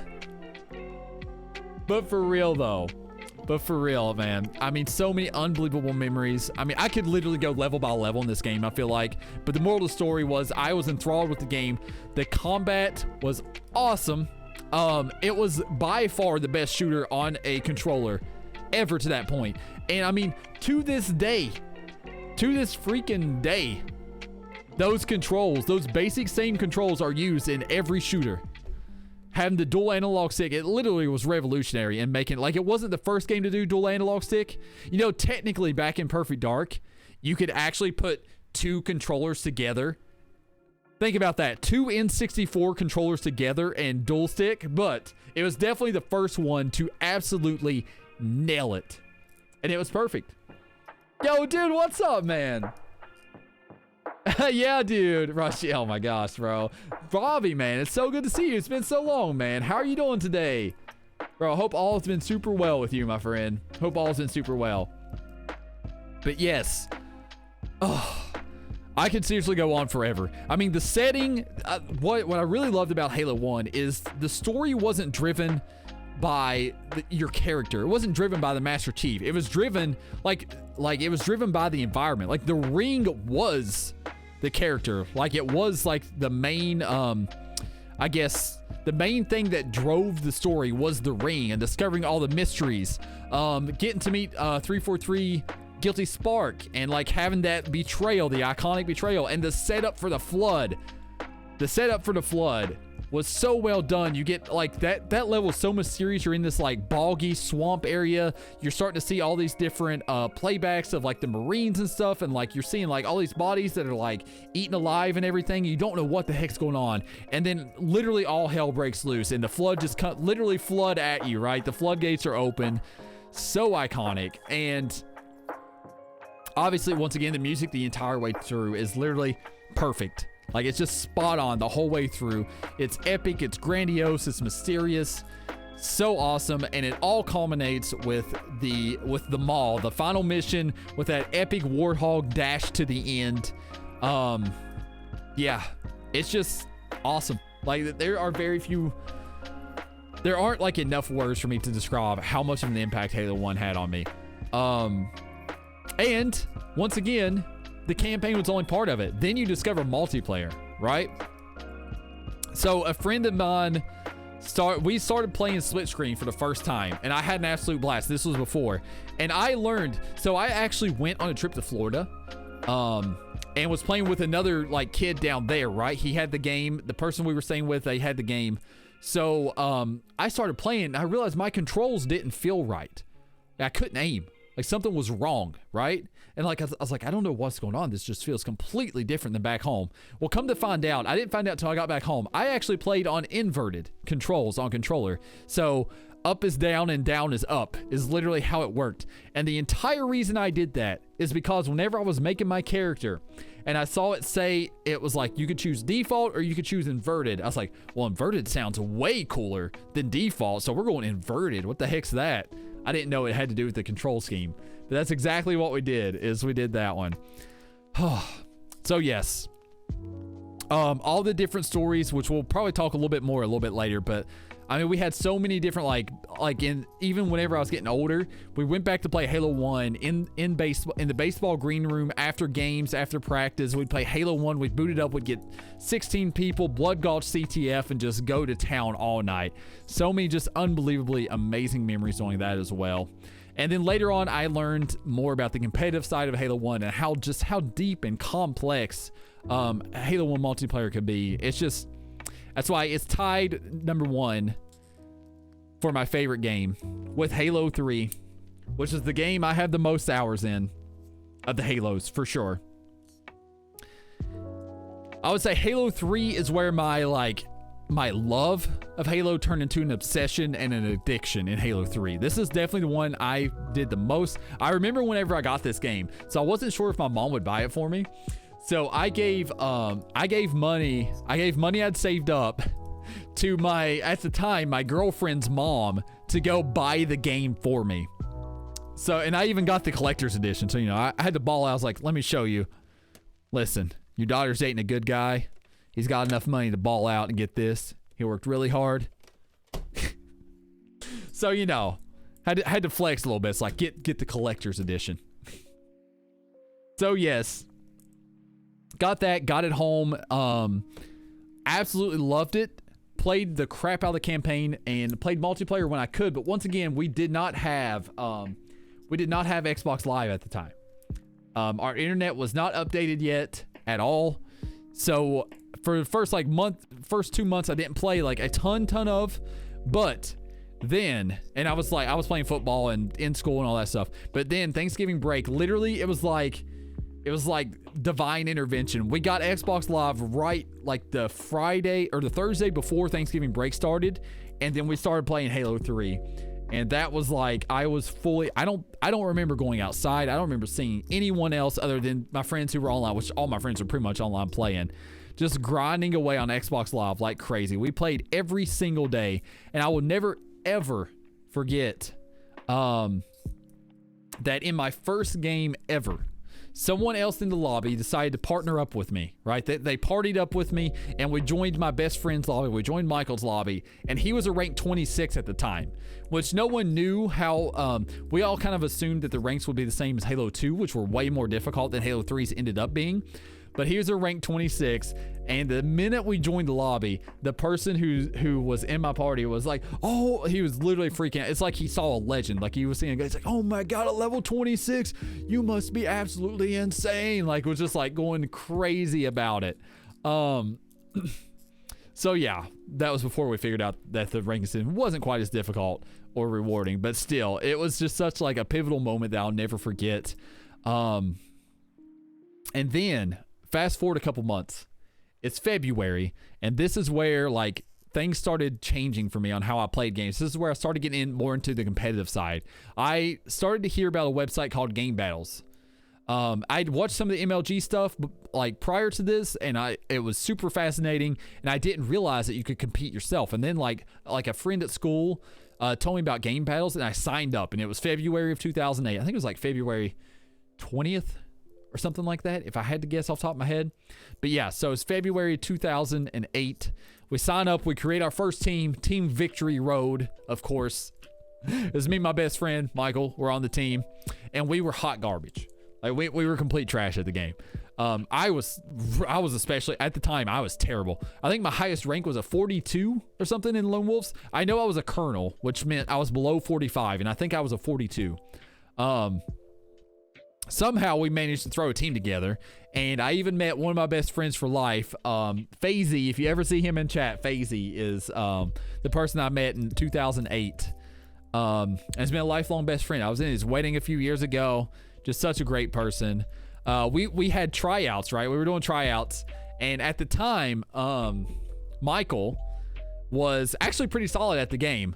And when FaZe joined, he thought Michael was like super good because Michael had a really, really good game when we played with him and was trying him out. And we eventually figured out that FaZe was a lot better than both of us.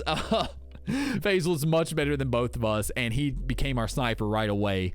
And then after a few months of like slowly improving and looking for a fourth, we finally stumbled upon Squally was our fourth. That was the last one we got in there. And yeah, the rest was kind of history on that. We started competing on game battles, playing a bunch, like just tons and tons and tons of MLG matchmaking. Watching some of my first events, like MLG Meadowlands 2008 was the first one I fully watched beginning to end. We all sat in the lobby and like watched it together. Just so many amazing times watching Final Boss versus Classic in the finals. Yeah. I watched I just know I watched every single Halo event, MLG Halo event from 2008 to 2012. Every single one of them.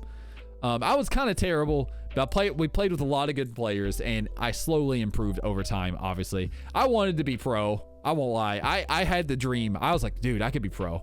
And I grinded pretty hard, and I got to be pretty good, but I wasn't MLG pro level, right? Like I just was not there. I never quite got to that point. But later on, I actually never got to attend a Halo 3 event. We had multiple times where we had the team together. We started to buy plane tickets, but we just never got out to one. But finally in 2019, they did like a throwback tournament with Halo 3, and I actually went to that in UGC St. Louis, and that was super fun. I was so glad to finally just compete in a Halo 3 event because I wanted to do that for so long. And on top of that, it was with some great people as well. Once again, we had multiple local lands for this as well, with friends coming over and competing and just having a good time. Same with Halo 1. But yeah, there's just so many like crazy memories to think about. All the time sitting in we spent as much time sitting in a lobby as we did actually playing the game. We did everything from all the puzzle maps, elephant wars, snipe jousting, mongoose races, hide and seek, just all kinds of crazy stuff, especially with the Forge. And then I remember summer break right before college, there was a 2-week stretch right before I left to go to college where my schedule was wake up at noon, get online at 2 o'clock, play Halo until 4 a.m. and then go to bed and rinse and repeat. And I did that, like me and one other of my friends at the time did that every single day for 2 straight weeks. Every day. That's all we did. And it was actually some of the most memorable moments ever of me playing. But yeah, once again, Halo 3 is where Halo 1 is what started it all. That was the beginning. It's some of the most like awe-inspiring moments in gaming in my life. But Halo 3 is where that love turned into a passion. So yeah, that's it, chat. What? How long did that take? Oh my gosh, that took 4.5 hours, didn't it? Chat, that was 4.5 hours to go through my 30 favorite games of all time. And we made it.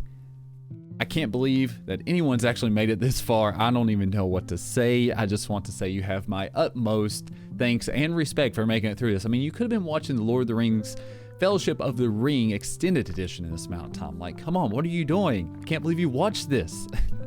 But seriously, I sincerely hope that you all enjoyed listening to my ramblings about all these games that I absolutely love. Once again, I would like to encourage you to drop your favorites in the comments below. I would absolutely love to hear them. And if there is one thing that I would like for you all to take away from this, I'd like to encourage you to embrace the things that you love. I know this has been a struggle for me for a while. You know, you start worrying about getting judged by others or worried about, not fitting in with different societal norms or anything. But to quote Day 9, I think he put it better than I ever could. He simply said, "There is nothing more cool than to be proud of the things that you love." Thank you all so much for giving me the opportunity to share my love of gaming with you, and we'll see you next time.